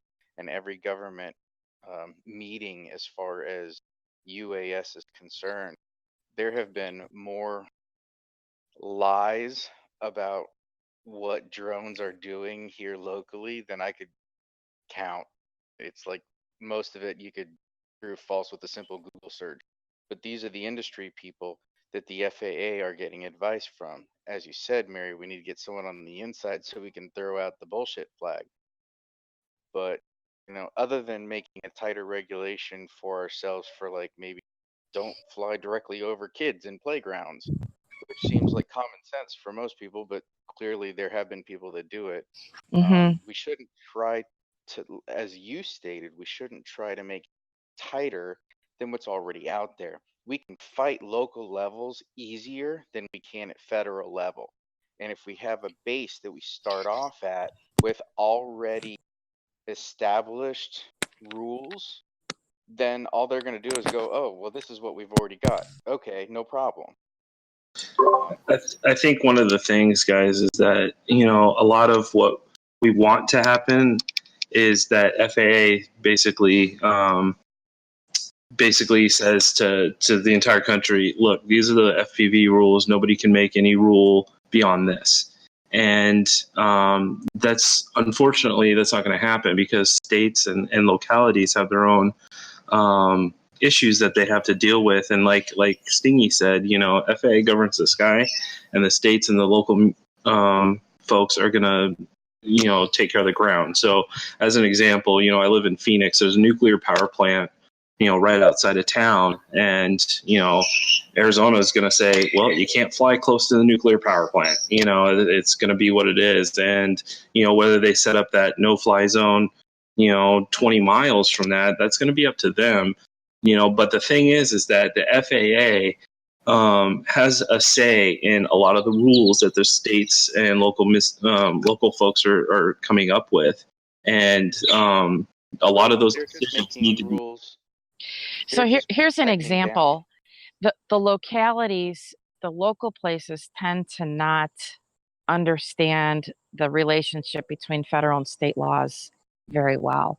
And so the legal, I don't want to say fuck ups, but the legal mistakes are going to be more at the local level, and they'll be easier to overturn. And for example, just a month ago or so, some city, I believe it was somewhere in the Northeast, said no drones in our city below 400 feet, thinking that would then say, well, if you can't fly above 400 feet, that would eliminate everything. And it was overturned because they said that infringed on the FAA rule that you are allowed to fly under 400 feet, and it would prevent any like licensed drone, even professional drones, from flying when they have the federal right to fly. So I can see a lot of these local areas, homeowners associations saying no flying here, under a certain Mine does. thing, but they can't, it's really not legal. And that would be way easier to fight than going Absolutely. and saying this FAA rule should be overturned because it's arbitrary and capricious.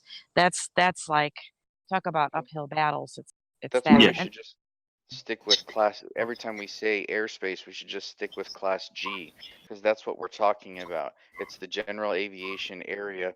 And yes, it does vary greatly depending on the areas you're in, but it also incorporates distances set forth already by the FAA for airports.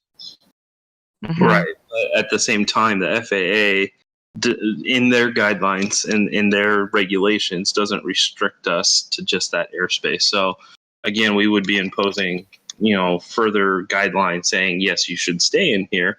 But then later on down the road, let's say we want to fight for beyond visual line of sight, some of that Be stuff. within the same airspace. I mean, you're talking about space that goes anywhere between ground level to almost 2,000, just depending on where you are. Class G airspace is shifted when you're in like Colorado because you've got the Rocky Mountains and it bubbles up over all of that stuff.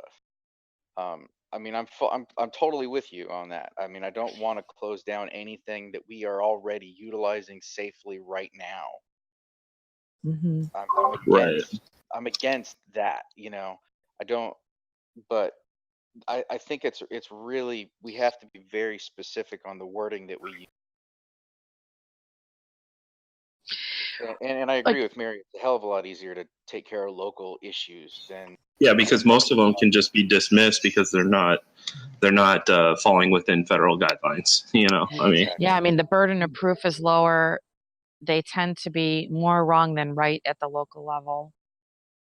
But again, you're talking about litigation. I mean, this is what I see.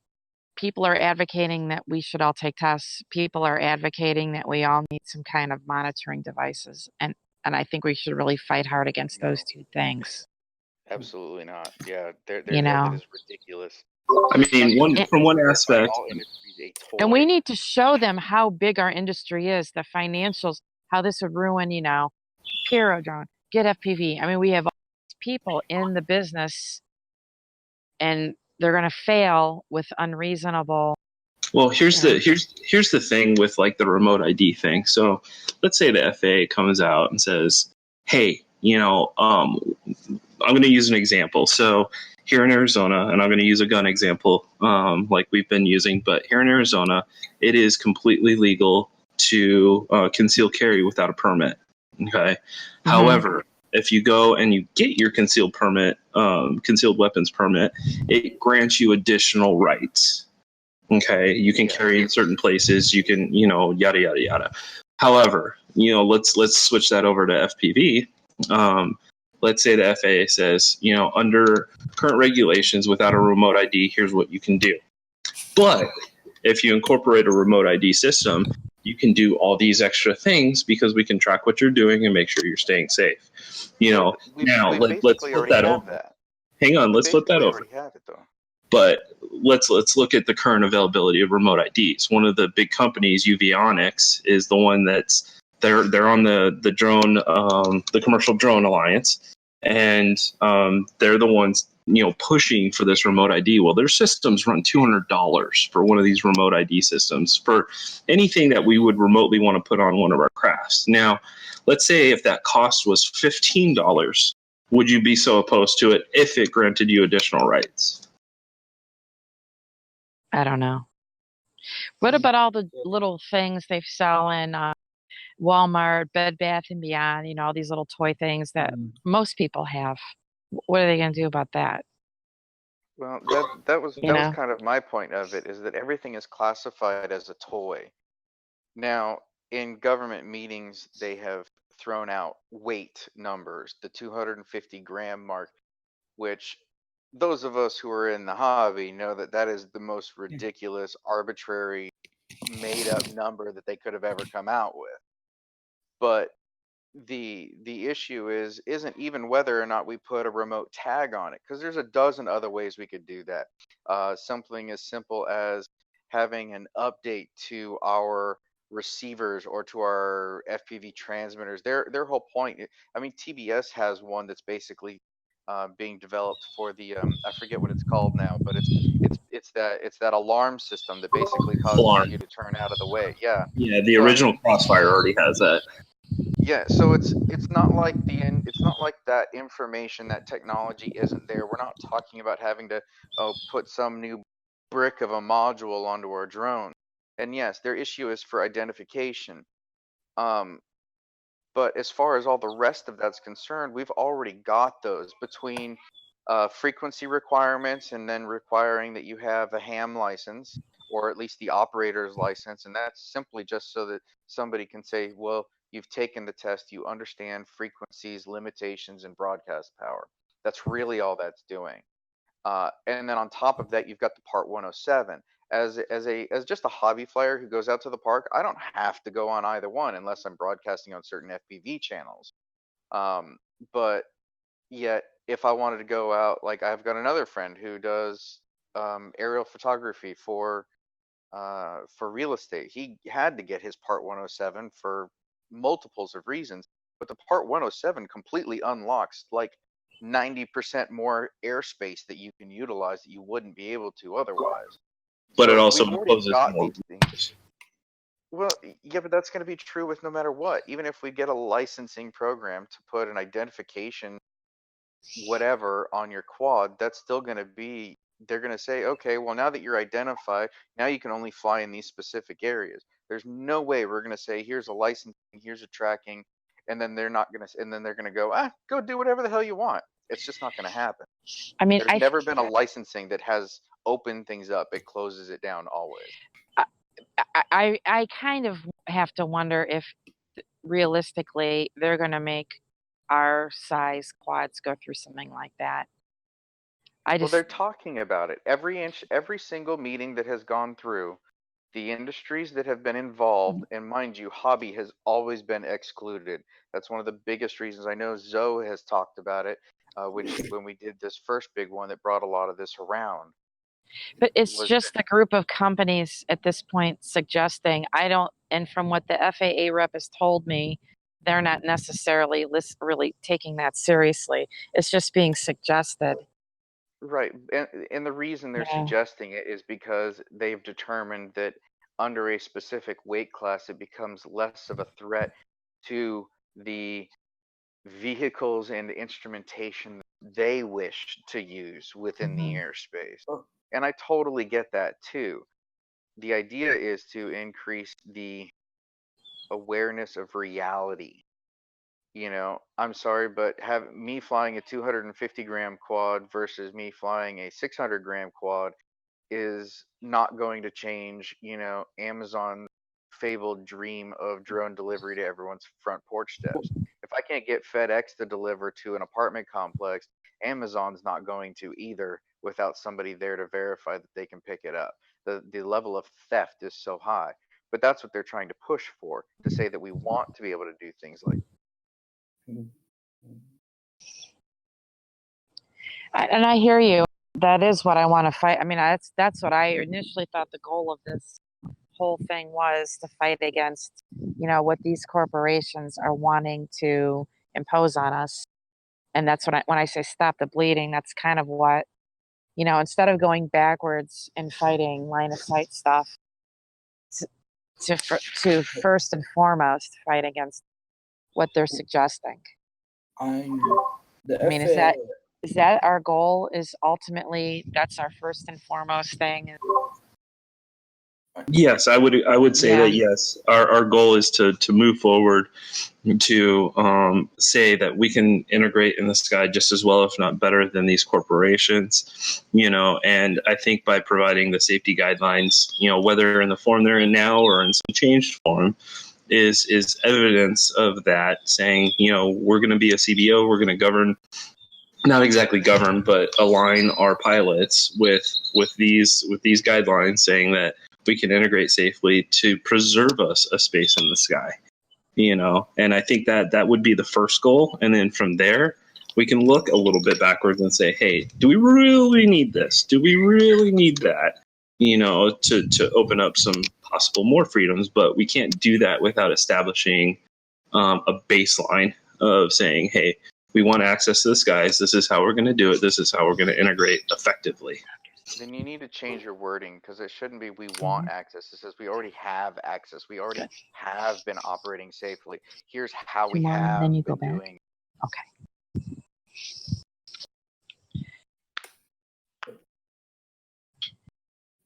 There's just a lot of talk about what could be, what should be, and not enough of what we have been doing.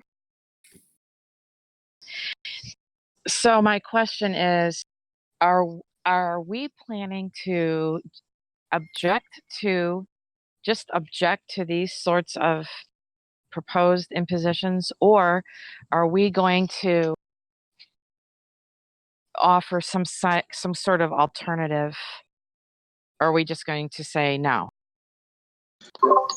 Honestly, I think at this point it's about setting us up to be that voice, like Chad was saying, and from that voice perspective, we can do different things. Now, as far as what the initial goal is, I think that as a group, we honestly, that's something that probably needs to be hashed out.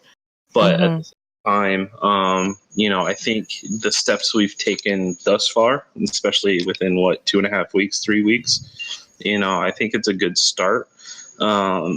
But as far as what our message is going to be, whether it's object or whether it's say, we're going to. I mean, my first thought would be saying, with these guidelines, this instead of doing this, this is what we want. This is how we're going to integrate. And okay. does that I'm make wondering, sense? yeah, and I'm wondering if once we get all of this together and we're good to go, that lobbyist group just asked for the meeting that XJet had on his. That was just the meeting that they requested. I'm wondering if we should ask for a similar meeting and meet and have all the hobbyists meet. Since the commercial groups met, hobbyists, we want to meet with you now. We want a general meeting and see if we can get one. Where they're not invited, it's us, and invite the AMAs because we should, but at least have our own meeting with them. And I think that's something that would be beneficial. But I think we need to have our ducks in a row, seriously, before we even start down that. Absolutely, that's what I meant. Once we're all together. Okay, well, Yes. I think we're going in the right direction with everything, and everyone's on the same page. And as far as your question went, Mary, about are we going to fight for things? As with most things, that should probably be on a case-by-case basis. I can't say let's fight for everything, but at the same time, there may or may not be reasonable alternatives for things.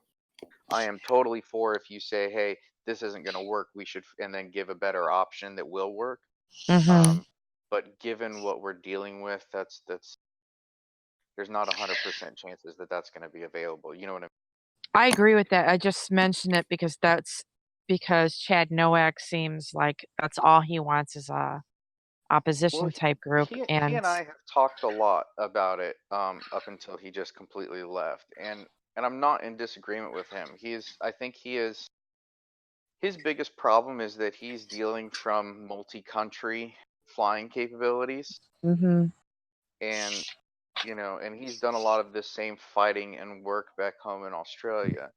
The biggest issue that we see going forward with a lot of this is the constant argument, and I've gotten into several arguments through the chat feeds about this, is that I understand we want to set forth rules, regulations, and guidelines that people can say, okay, these are reasonable, we can follow. But every time someone keeps talking, keep adding in more and more that just keep throwing it down. It had gotten to a point where they were telling me all these things, and it's like, well, you just limited us to AMA fields. Well, not every area even has AMA fields. There's one AMA licensed field in South Carolina where they have the big event, the Joe Nall, every year. The rest of the state doesn't give a rat's ass, as long as you're operating safely and not violating FAA airspace. We have people that fly down at the beach; they just don't care.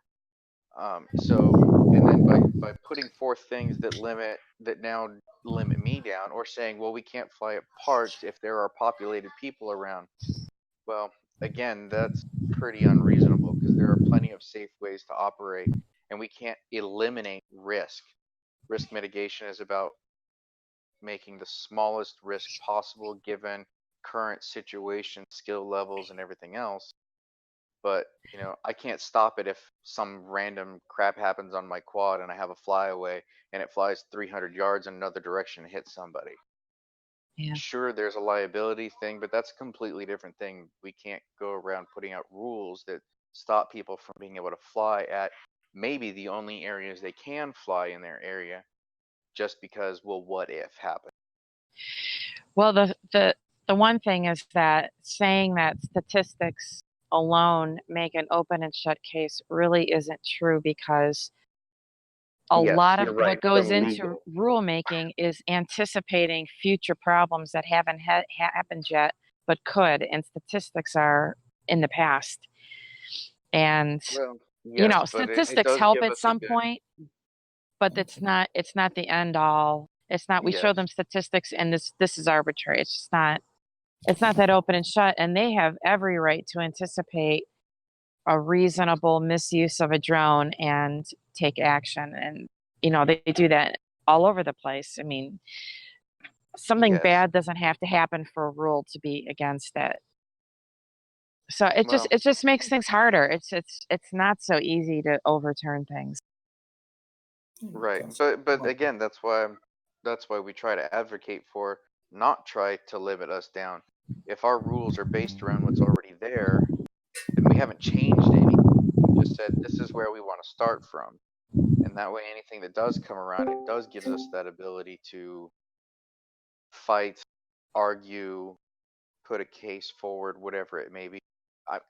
Who knows? Maybe they do come up with something that's like, you know what, we can't argue with that. So be it. Right. I agree.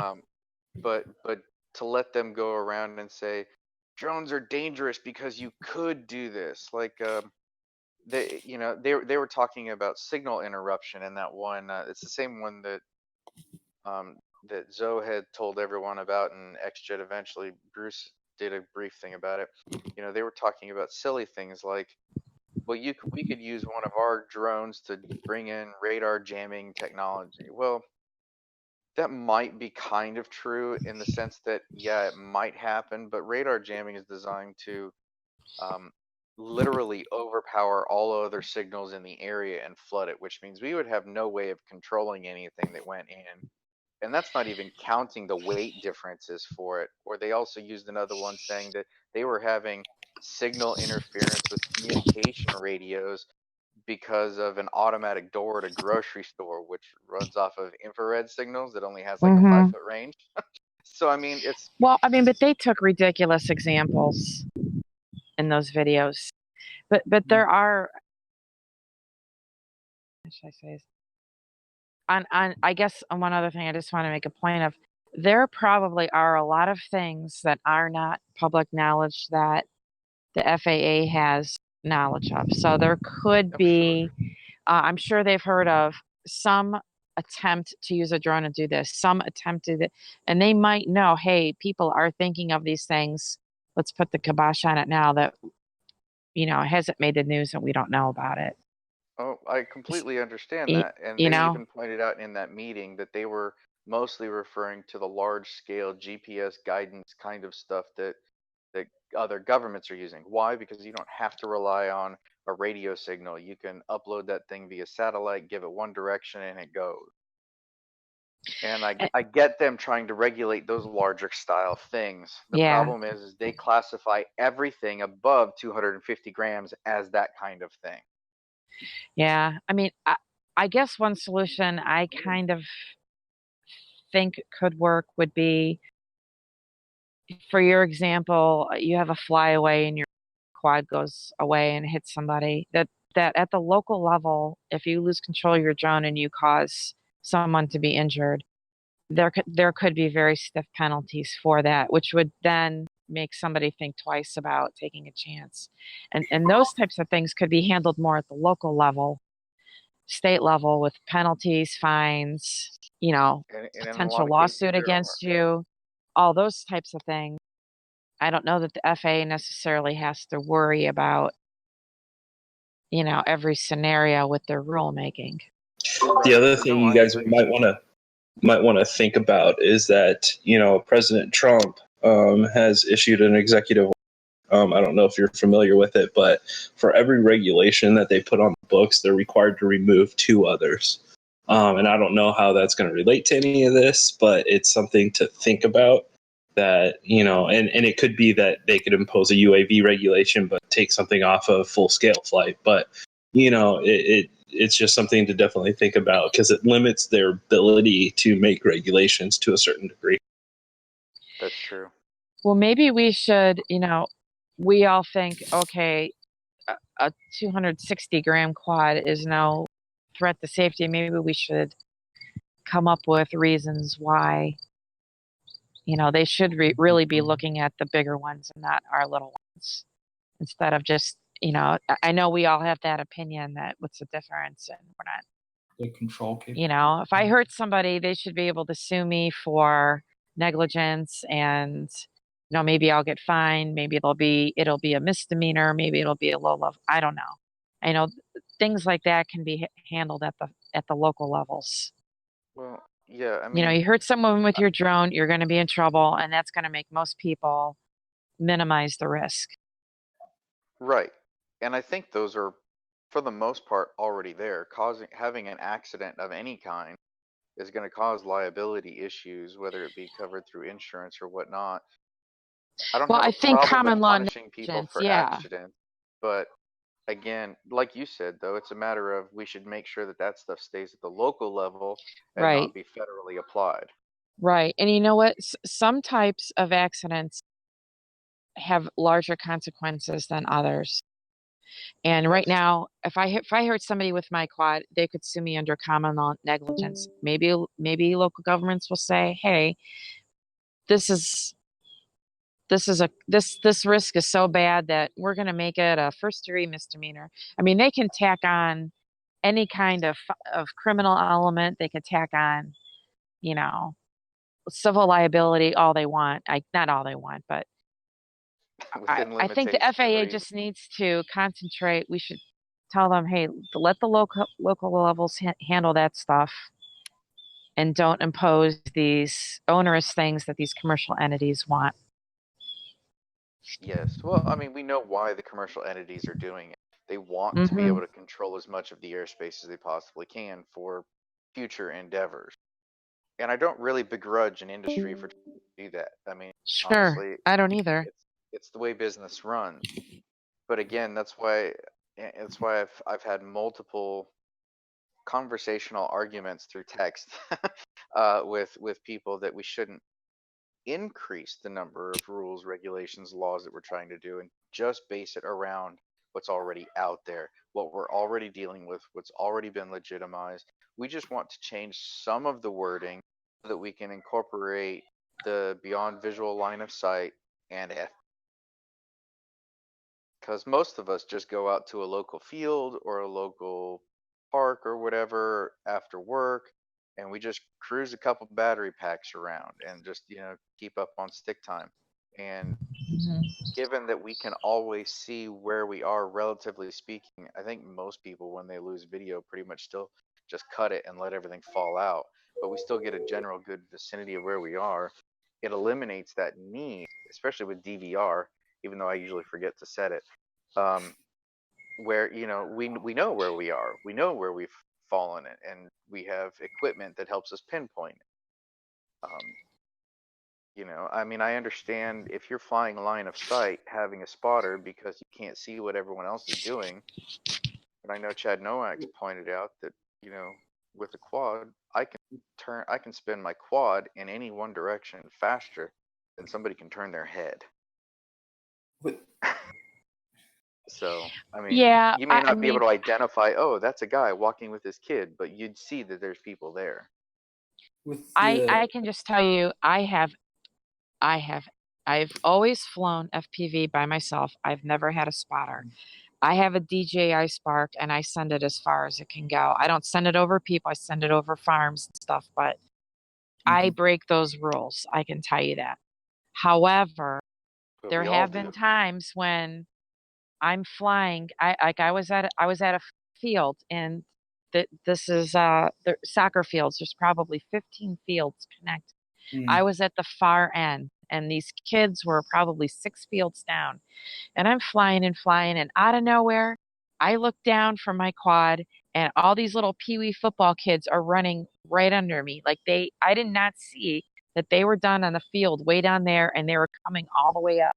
And maybe if I had somebody there, they would say, "Hey, these kids are." I mean, I didn't hit them, and I left. I saw them, I landed, but it was like it shocked me when I saw them out of my goggles. All of a sudden, people, when they had been, 5 acres down the road just a Hmm. few minutes ago. So, I mean, I can see it. I could see it's better to have one than not. I don't. I've never done it because I don't know Well, anybody else who I'm flies. completely with you, but you also just gave a perfect example of how you've mitigated the risk. I've done the same thing where I've been at a park flying, and then because I'm in a far off field, I can't hear all the cars that drive up. And when there's a kids playground at the park that I normally fly at, And as soon as I start seeing people coming up, I fly as far away from them as I can. I land until I can get a better situation because I don't know what those kids are going to do. And all the guys that I fly with at the park do it too. But there's plenty of times we're all up flying. But and as soon as we see something, we go, oh, we've got incoming, and then everybody flies. It's our way of doing that self-regulation that the majority of us already do in order to minimize the possibility of something bad happening. And what we do is figure out some way of wording that so that we are covered and that people understand that you need to take that extra second just because you have to land a pack a minute early and wait 10 minutes to find out what's going on, or maybe go talk with some people, versus saying, oh, there's people here, you can't fly anymore.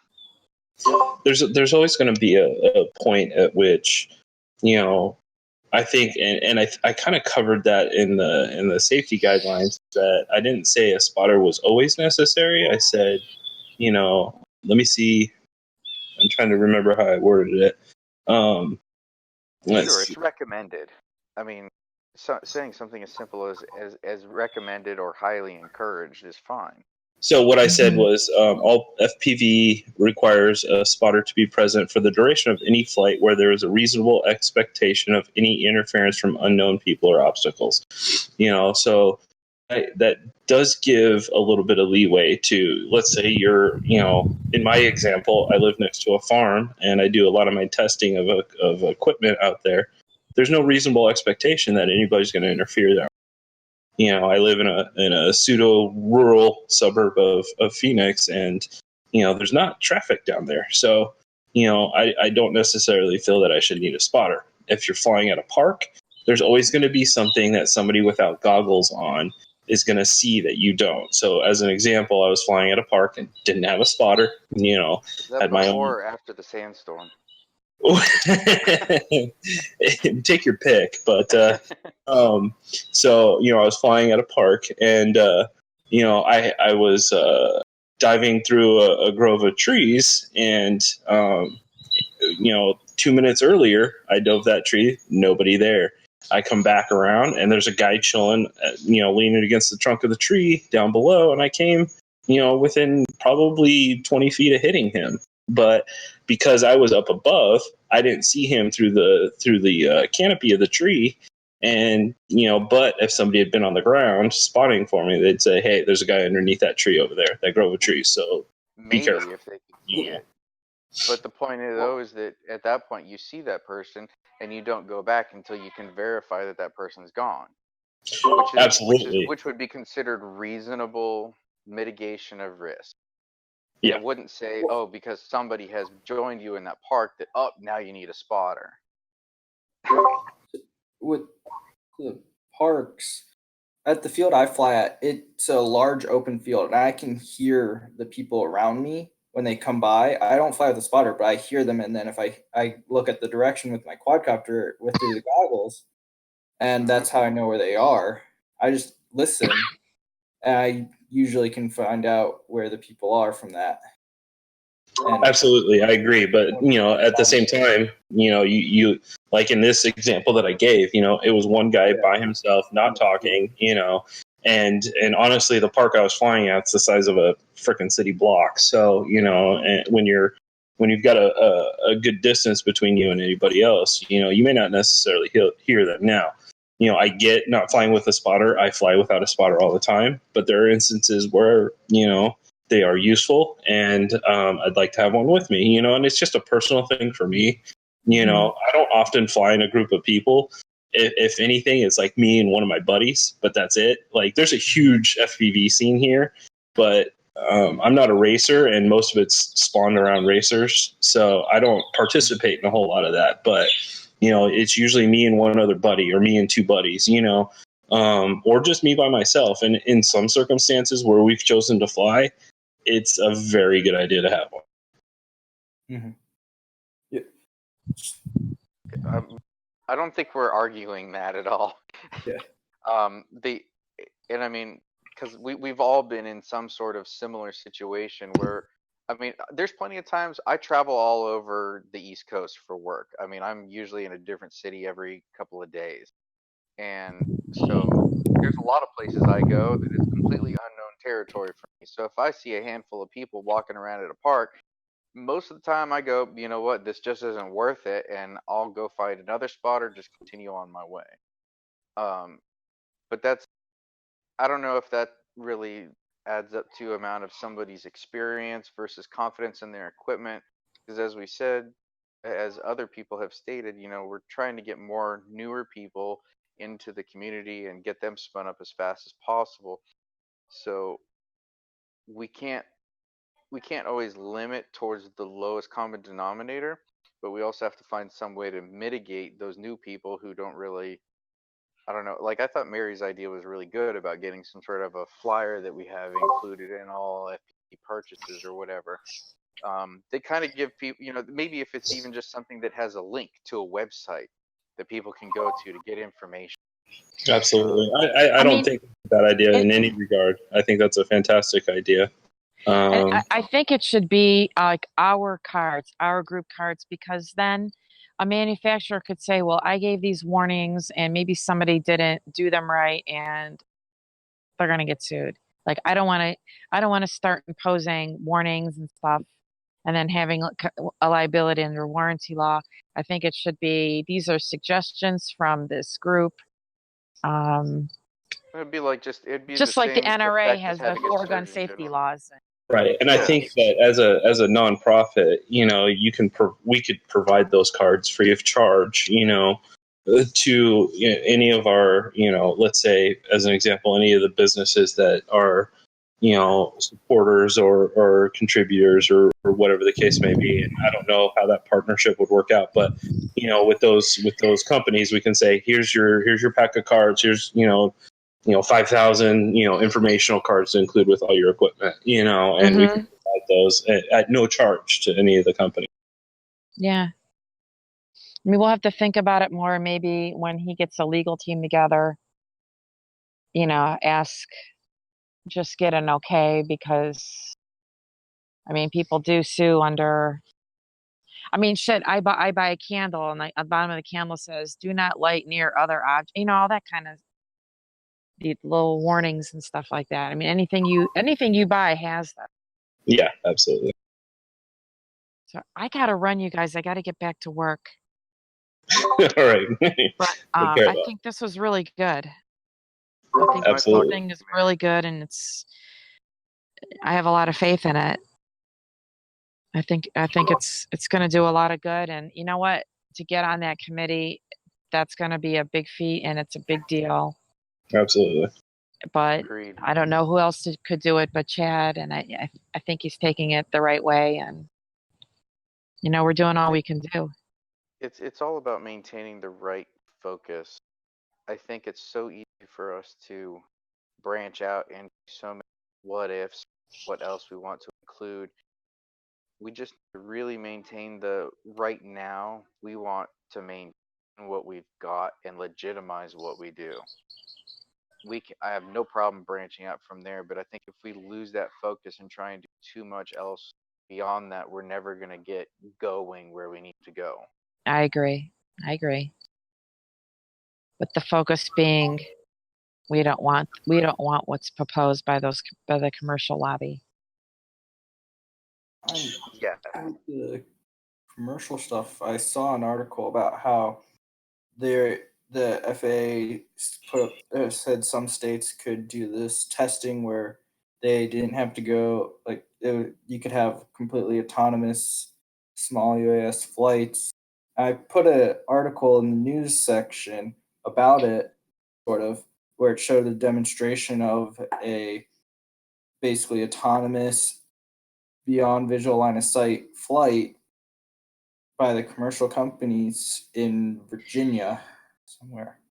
And I put an article, link that in the news section, where they did testing on that. And you know what? I think Chad is upset with the line of sight because he flew over that island and got in trouble for that. But you know what? Sometimes it might not be the flying that made the law. It might be that, hey, we don't want somebody to crash, and we have a lithium battery here. We're trying to preserve the environment. We're trying to preserve our wildlife. We don't want any mechanical stuff. We don't want any oil. I mean, there could be all kinds of reasons other than, hey, it may not have anything to do with safety of flying. It could just be, hey, we don't want some junk sitting out here. We don't want, the possibility of a battery. I mean, people have reasons for preserving isolated islands, and it's out here too that we have some islands lake they won't let any cars on because they don't want the pollution from it. They don't want junk out there. It has nothing to do with the safety of the vehicle or driving. There are other reasons why things are restricted, and it doesn't necessarily mean that it's stupid or it's wrong or we have to hate it. And then other times, again, I guess it's a case by case basis.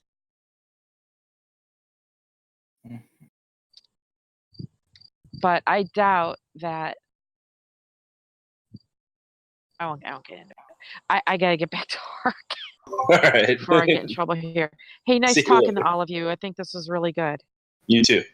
All right, Nice see you talking guys. with you too. Bye. Bye. Yeah.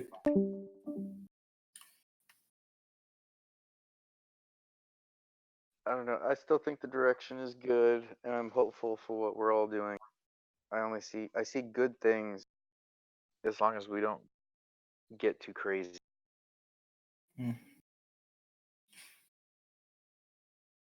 Absolutely. It's just about maintaining what we've already got, right? And eventually fighting for a little bit more. I had asked somebody if, because I don't have the equipment, so I can't personally do it. But I think one of the things that will help with a lot of our fights, at least on local levels, is knowing what the actual ranges are for the drone. what visual line of sight is for all the equipment, whether it be the DJI Mavics or Sparks or just for our regular. I mean, I could probably test it for my quads, but some of that empirical data is still stuff that we need to find out before we can make the argument of, well, this is how far line of sight is for us, say, versus like a scale piece of equipment. Because I know someone flying a scale aircraft is going to have, that's 3 times the size of my quad, is going to have a larger visual line of sight range than I will with, a 540 cram quad. I think the general acceptance for visual line of sight is 500 meters, so basically 1,500 feet. I think that's what I have never seen any of that in writing, but I'm not doubting you. Yeah, I mean, I'd have to check my fact, but I'm pretty sure that's what the accepted range is right now. Visual line of sight.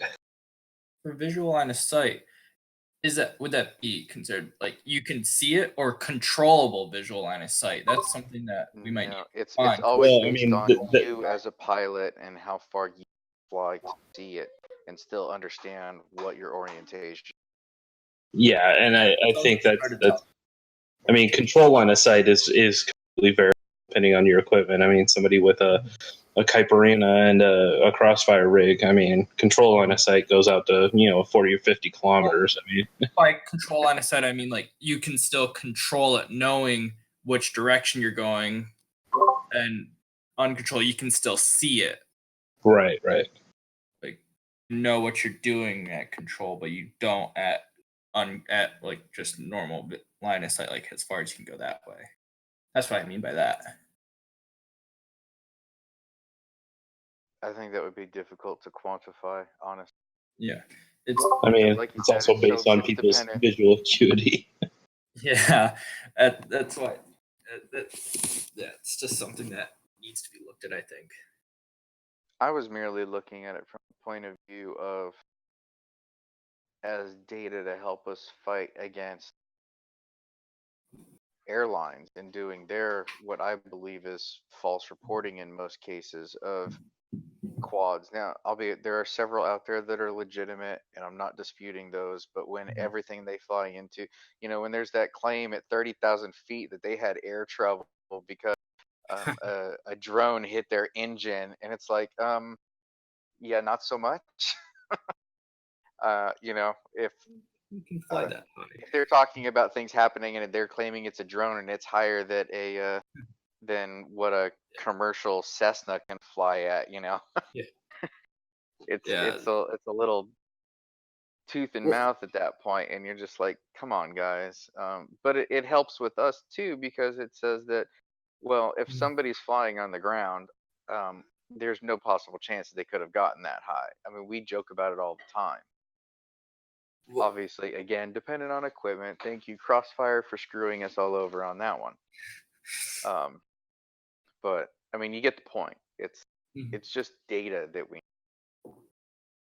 With the statistics I was working on, I do want to calculate like the reported incidents, like including those fake ones, just to see what the statistics are still like, including those.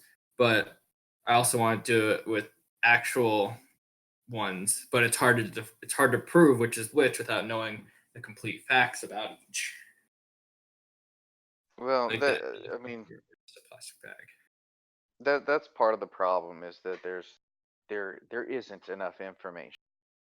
One pilot says they saw this, they claimed it was doing this. It's as conspiratorial as it sounds. Same statistics as somebody saw a UFO in the middle of the night because they saw a light flashing in the sky.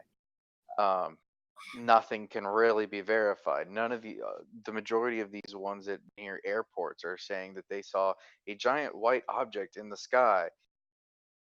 Well, at the distances that they're claiming these things, because you can't even get in visual range of an airport for, oh God, what's the distance? I forget. It's something like, I think it's like 300 nautical miles or something.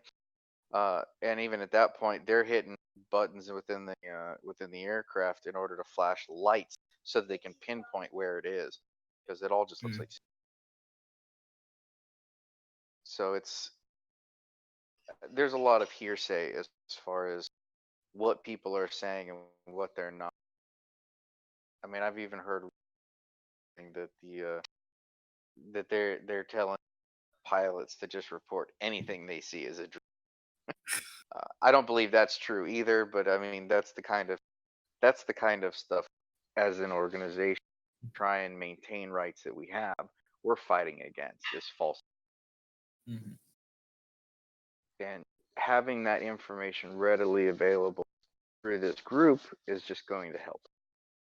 And I don't expect anyone to have it all overnight. It's gonna take forever to do it. So.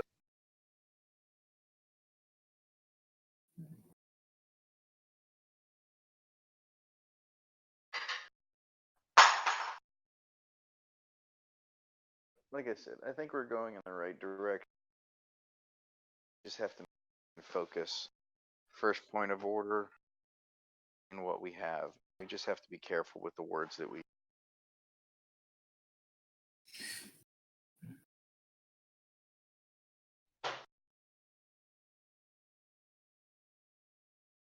To make sure that we're saying we have proven we're safe, are doing this, how we are integrating already, how we are operating, because otherwise it sounds like we're starting from scratch. We're not. We have upwards of 5-6 years of history that's showing good behavior. You're never going to stop all bad actors there.